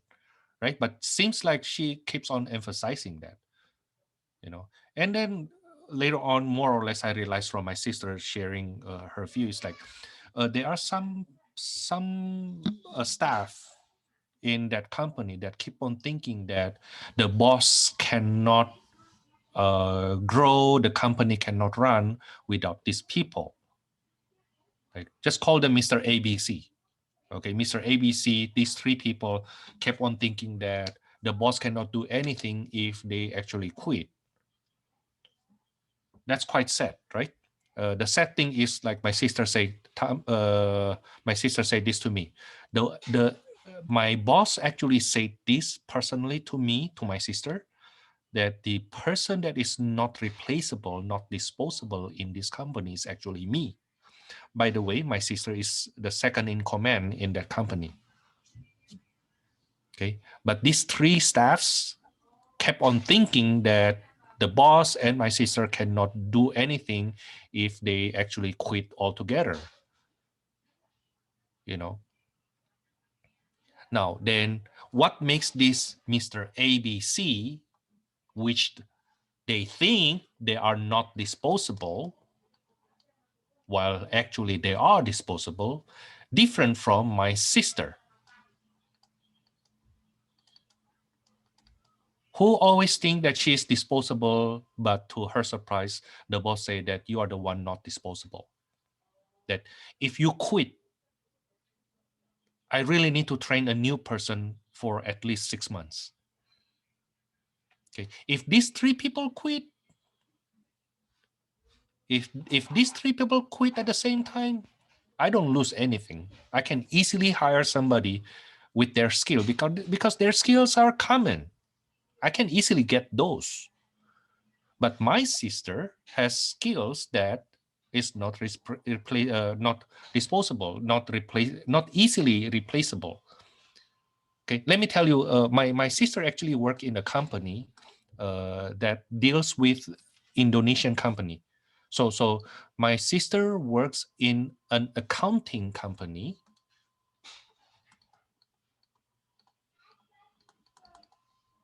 Some kind of was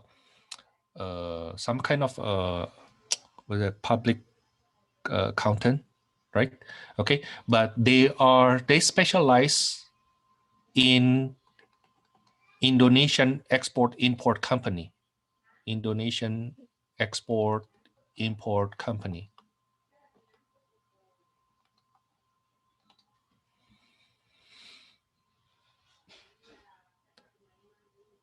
why she becomes not replaceable? Because she works in Indonesia before she came to the United States around 10 years ago. She works in Indonesia in an accounting company that deals with export-import. So she knew Indonesian export-import tax law. Now then, when she came here, this accounting company hired her because of her background. Okay. At the same time, she herself studied on her own American export-import tax law. So what she has is actually Indonesian tax law in export-import and American tax law in export-import. And she knows how the accounting procedure being done in Indonesia. But Thomas, don't you think it's actually not hard to find somebody like that? It's actually very hard. Not only my sister knows Indonesian tax laws, she experienced that. She works in accounting company there. She is the one not disposable. And more or less, the boss depends on her. It's to the point that if she has her CPA, then she will be made the partner instead of employee. You see? It's so hard to find in America somebody. It's not too hard to find somebody who knows accounting in America. Okay, but it's not easy to find somebody who knows accounting in America. And do you see that intersection? Indonesians and US accounting system. And to make it even worse, it is hard to find somebody that the boss knows can work well with her for many, many years already. So my sister also knows her customers already, can speak Indonesian as well as English, and she learned some Chinese herself and some Korean. Instead, they start dealing with international company that actually sends stuff to Indonesia, Korea, China, and America, like these 4 countries. So you see how my sister make herself so not disposable to the point that her boss actually admitted to her. Okay, now you want to be like that, you better learn things that other people cannot do. What's the point of knowing things that other people can do? The worst part is like you cannot do what other people can do. That's the worst. What's the point of you come to school, right? Okay, so I'm telling you this not to say that you cannot do it. No, instead I'm telling you this because I know you can do it. If you can do it, if you can learn it, why don't you push yourself do it? Okay, don't degrade yourself. Okay, now, but this is only the first part of the question, unfortunately. Now, once you have a probability distribution, the next logical step, the next logical question is to find the expected number of women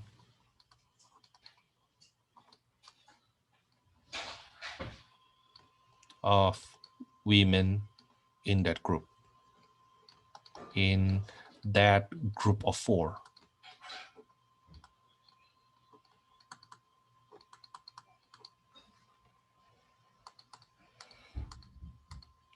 In the long run, if you keep on doing this, then how many women do you expect to be in that group?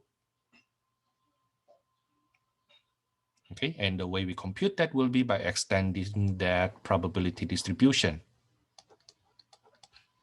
This is 0, this is 0.16842, this is 0.79398. You know what? I better use my calculator.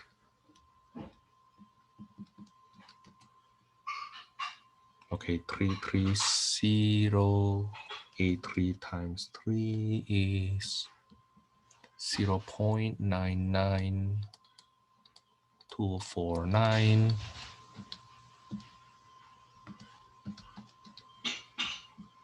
0.3 33084. So 16842 plus 79398 plus 99249 plus 33084. That will be 2.28573. So the expected number, the notation is EX. Of course, you can also use mu sub X is equal to 2.28573. Okay, that's the expected value. Now, from the probability, you can see that the event of no women is already less than 5%. So it's very unusual if you randomly select 4 people and you end up none of them women. Okay, that's very unusual. In reality, there's a possibility though, if those women happens to be the spouse, okay, of those guys, and then the husband happened to be someone who wants to take care of the administration, let's say. Okay, but if it is really done randomly, then the probability is there, but it's very, very unlikely. It's unusual. Okay, now I will stop here for this question. Now, if we look back, which part is hard?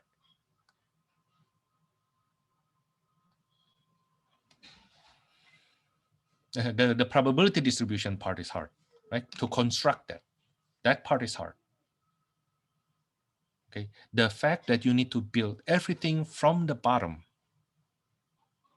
is the hard part. Now, not a lot of people, even after they take statistic class, knows how to do this. Okay, this can be the one make you different later on when you continue your study, especially in social science. Okay.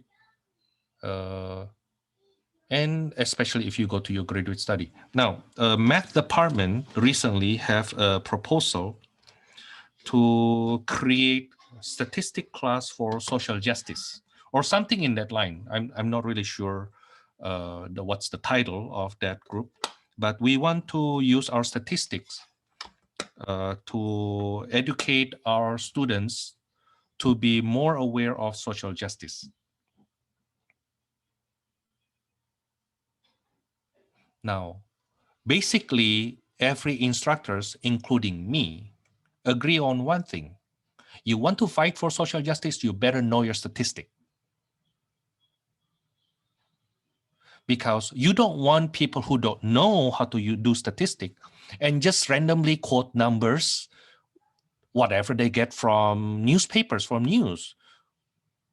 Unbeknownst to them, those people in journalism, they themselves may not know statistic. In other words, if you don't know how to do your statistic, you are an easy victim of people like me who lie using statistic. If I lie using statistic, you will use that number without knowing that I'm lying to you. And nobody will find out because the only person who knows how to use statistic is me. You see what I mean? You don't want that to happen. Right? You want to fight for social justice, for a better life, or not only for equality, but also for equity. This is what you need to have. Okay, a proper way to look at numbers, not just by guessing, or the worst part is you want to be an expert in social justice, but at the same time, your statistic depends on someone else who may not care at all about social justice. No. You need to know how to build it from the bottom. Okay. Otherwise, you need to ask somebody else to do it, and that person just do it for money, maybe. Okay. So again, I teach you this. You will see this kind of question always in my test too. Always. I always have this kind of question in my test too. Next week on Wednesday, supposed to be Cesar Chavez Day. I don't expect you to come to class, but I will come and do recording where I go over one or maybe two of my old test too. Okay, this is where I will stop for 6.1. Let's go on to 6.2.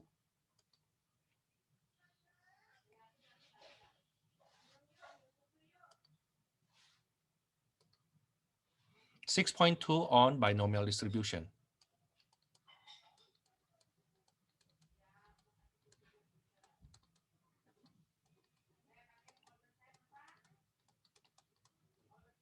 It will be useful if you watch the lesson, I think lesson 11, okay, on binomial distribution again. I will give you the summary of the foundation here. Let X be binomially distributed.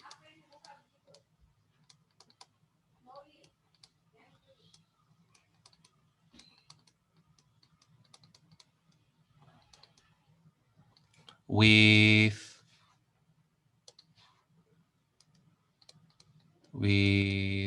parameters n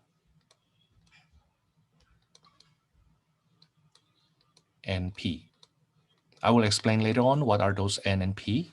Then we will write it this way. The notation will be X is binomially distributed n comma p. Okay, that's the notation for binomial distribution. It is not being taught in the book, but if you understand the notation, you know how to write it, it will simplify your thought by very, very, very big time. Okay, now an experiment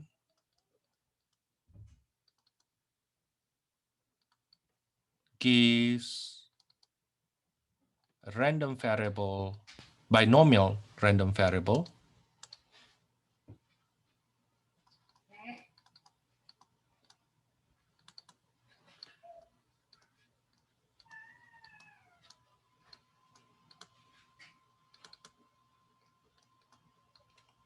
if it satisfies the following.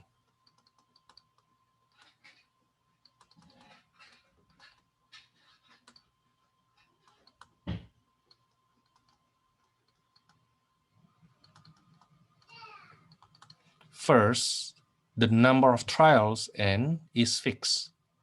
The number of trials n is fixed. Yeah, let's say I give you an example right away. Let's say, for example, we toss a coin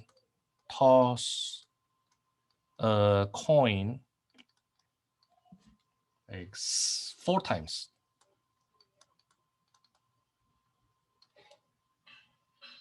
Okay, second, each and every trial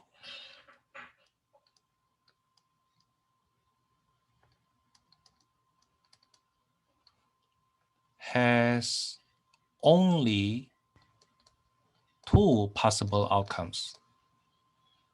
And that's why you call that binomial.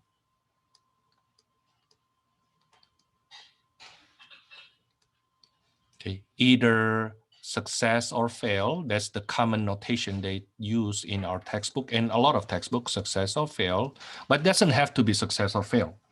Okay, basically anything that has 2 possible outcomes. Like in this case, when you toss a coin, that's a head or tail. The door is open or closed.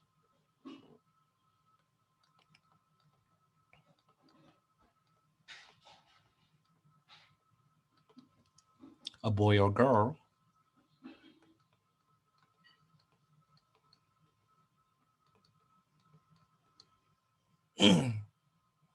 What else? Yes or no. And so on and so forth.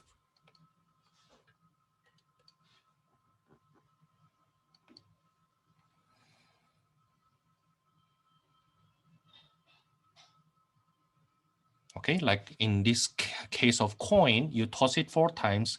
Each time, each and every trial, we have either head or tail, no other way.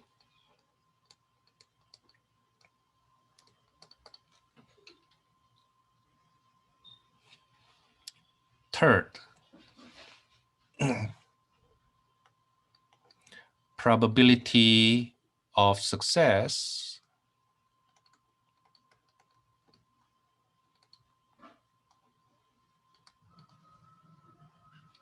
we usually denote it by P. Now, it doesn't have to be success. It can be head, can be open, can be girl, can be yes, can be anything that those two possible outcomes we have. The probability of success P is constant throughout the experiment.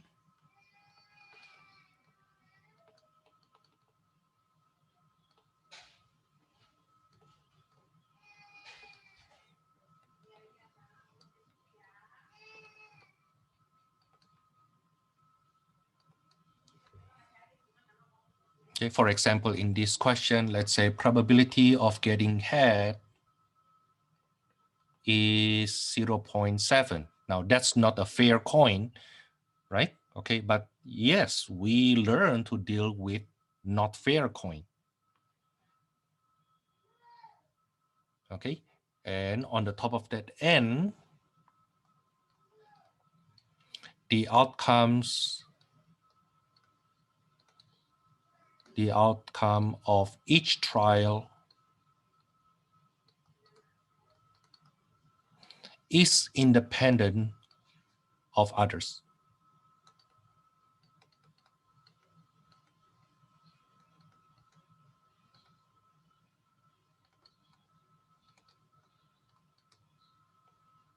Like when you toss the coin and you get head right now, it doesn't tell you anything more or less about the probability of getting head again. Like when you toss a coin and you get a head right now, okay, the probability for you to get a head again is still 0.7. It doesn't change. Even if I change this to be not head, make it tail, the probability for getting a head in the next toss is still 0.7. Okay, so it's independent from each other. And the last part, and this is the important one of the important key, is that we are interested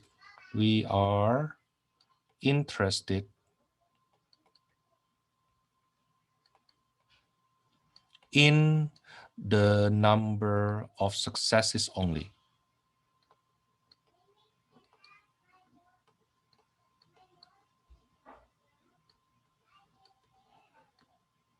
regardless the order.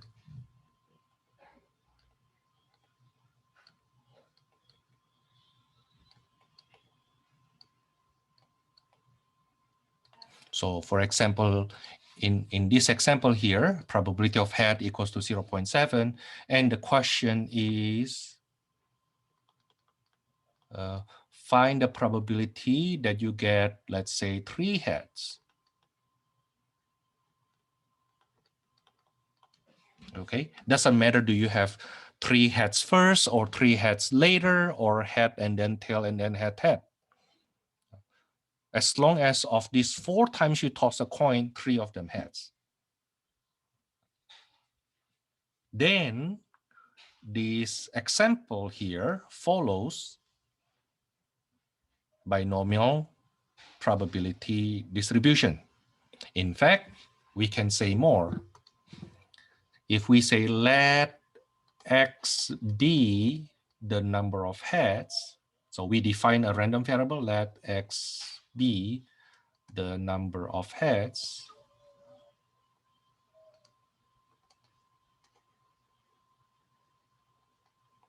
that's usually the number of successes only, that's the random variable X. Okay, then this X will be binomially distributed with N, the number of tiles is 4, and P, probability of each success is 0.7.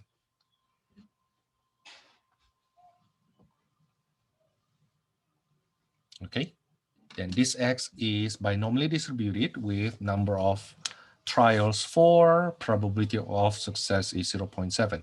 Now, the thing is, you notice that I use this example of toss a coin 4 times, probability of getting head is 0.7, find the probability of getting 3 heads, right? Okay, but I can easily change this question, yet still have the same binomial distribution. Let's say a family of 4 children, the probability of getting a girl is 0.7. What is the probability of having 3 girls in that siblings of 4?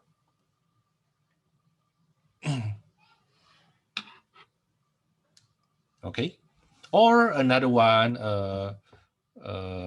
the probability of a store is open when I go there is 70%. You know, you have a store that's open randomly, right? Okay, now the probability of that store open when I come is 70%. Okay, now I come to that store 4 times. Okay, now what is the probability when I go to that store 4 times? 3 of them open. Or how about another one? Kobe Bryant, do a free shoot 4 times. Probability that he failed the free throw is 70%. Now, what is the probability that 3 of those 4 free throw earn points? You see that? So even though we have zillions of cases possible, but all summarized into this one highlight here. Okay. Now, let's go on with another example, but this time we will start computing in 10 minutes. Okay. Let's say, for example, Thomas can score a free throw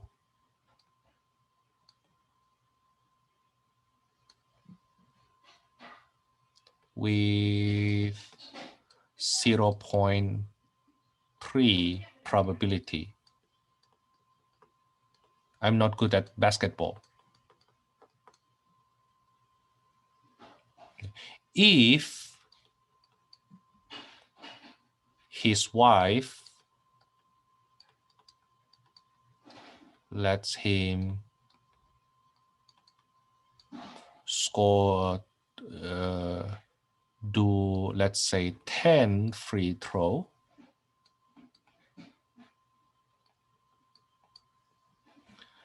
find the probability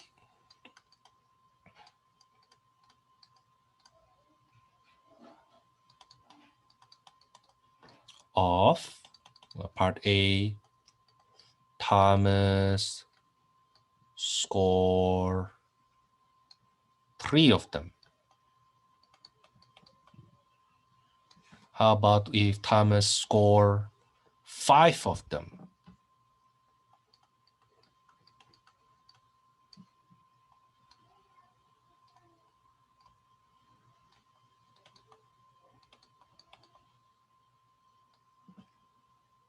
Now, instead of attacking the problem right away, let's construct the situation first. Let X be the number of free throw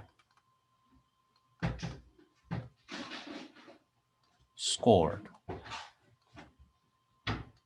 Then this X will be binomially distributed with how many trials? 10 trials. Probability of success for each trial. For each time Thomas throw it, the probability that he failed the score, the free throw is, fill the ring is 0.3. Then part A, the probability that the number of free throw made is 3. Now, how to compute this? That's the probability notation, and I do require you to know how to write the probability notation. Next is the calculator notation. The probability of one single event in binomial distribution will be, we will use calculator. That will be binom PDF. Let me show you where to get that.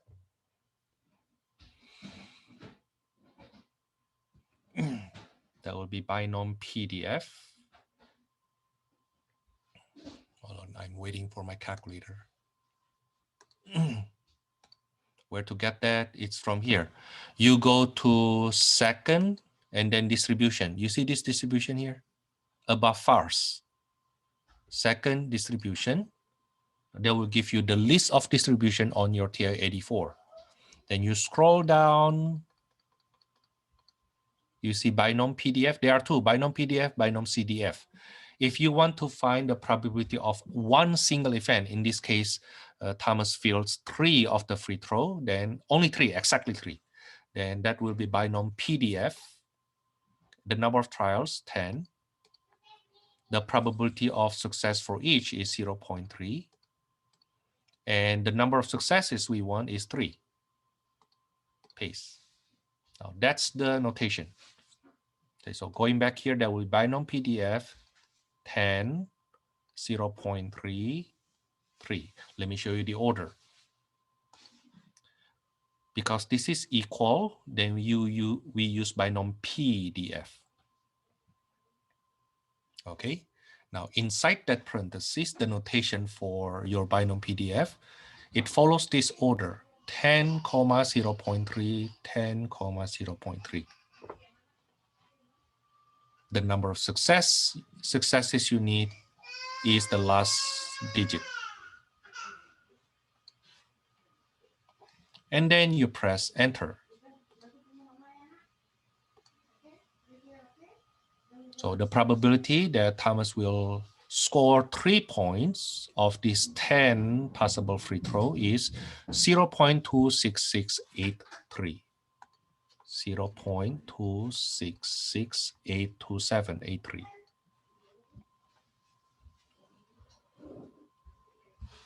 Now, what is the probability Thomas scores 5 of them?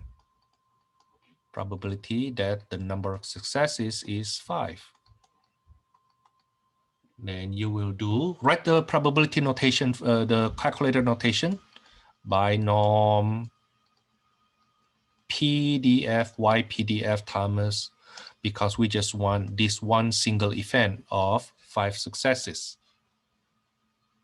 Parentheses 10, 0.3, 5. Now let me ask you to try that on your calculator, how to punch it. Now to get to the list of distribution, you go to this distribution here. To get there, you go second and then distribution. And then you scroll down, you go down, you go down, you go down. You will see binom PDF. Then they will guide you. The number of trials is 10. Probability of each success to get a free throw is 0.3. And the number of successes you need is 5. That will be 0.10292. 0.10292. The explanation on how to use calculator actually in my lecture, okay? I basically repeat it here. Okay, now make sure you have your calculator handy when you do this problem. Now part C, how about probability that Tom scores at most 3 points?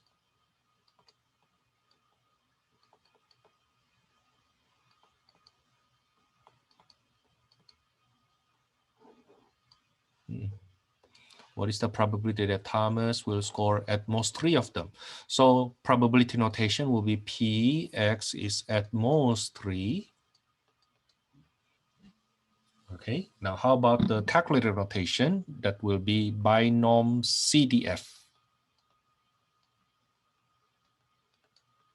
10, 0.3, 3. Now, CDF is the situation. C stands for cumulative, means up to. Okay, what is the probability that Thomas scores up to 3, at most 3? then you use binom CDF. The coding will still be the same, binom CDF, not PDF, CDF 10, 0.3, because that's the distribution. Okay, and the number of successes that you want up to 3.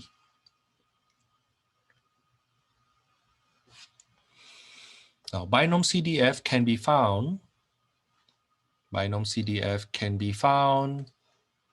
right below binom PDF. So you go to the list of distribution, you scroll down, it is right below binom PDF. The number of trials, 10. Probability of each success, 0.3. The number of successes up to 3. 0.64961. 0.64961.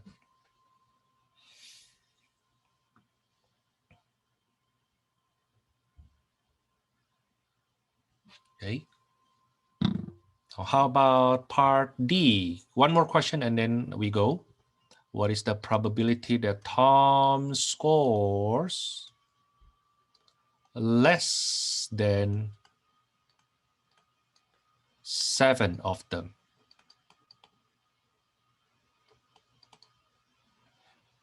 Less than 7. So think of it this way. The possible outcomes are when Thomas do the free throw, maybe he score nothing, maybe 1, maybe 2, maybe 3, maybe 4, 5, 6, 7, 8, 9, 10. Right? Now, when we say less than 7 means only up to 6. That's what less than 7 means. Not including 7. Right? Okay, so the probability notation will be probability that x is less than 7. But we cannot use calculator right away from here. We cannot use binom CDF right away from here because CDF is up to that number, not less than that number. Then I need to do some adjustment. This is probability that x is less than equals to 6. Less than 7 means only up to 6. Then, after you have the probability notation adjusted to calculator use, then you do binom CDF 10, 0.36.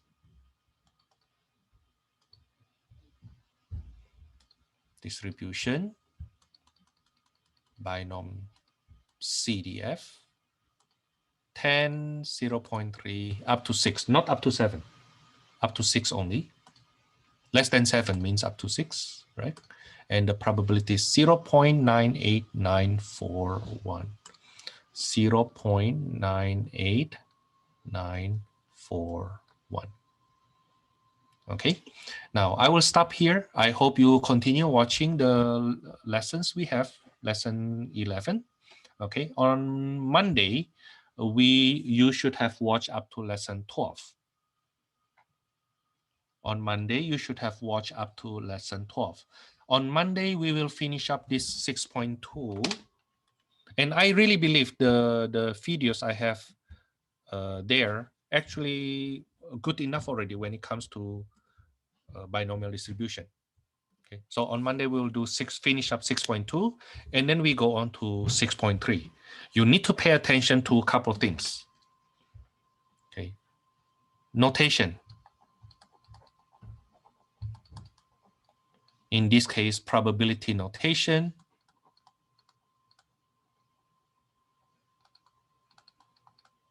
And calculator notation, and therefore how to use the calculator. Okay, so when you study those, please make sure you pay attention to this. Okay, that's for today. See you then on Monday. Thank you.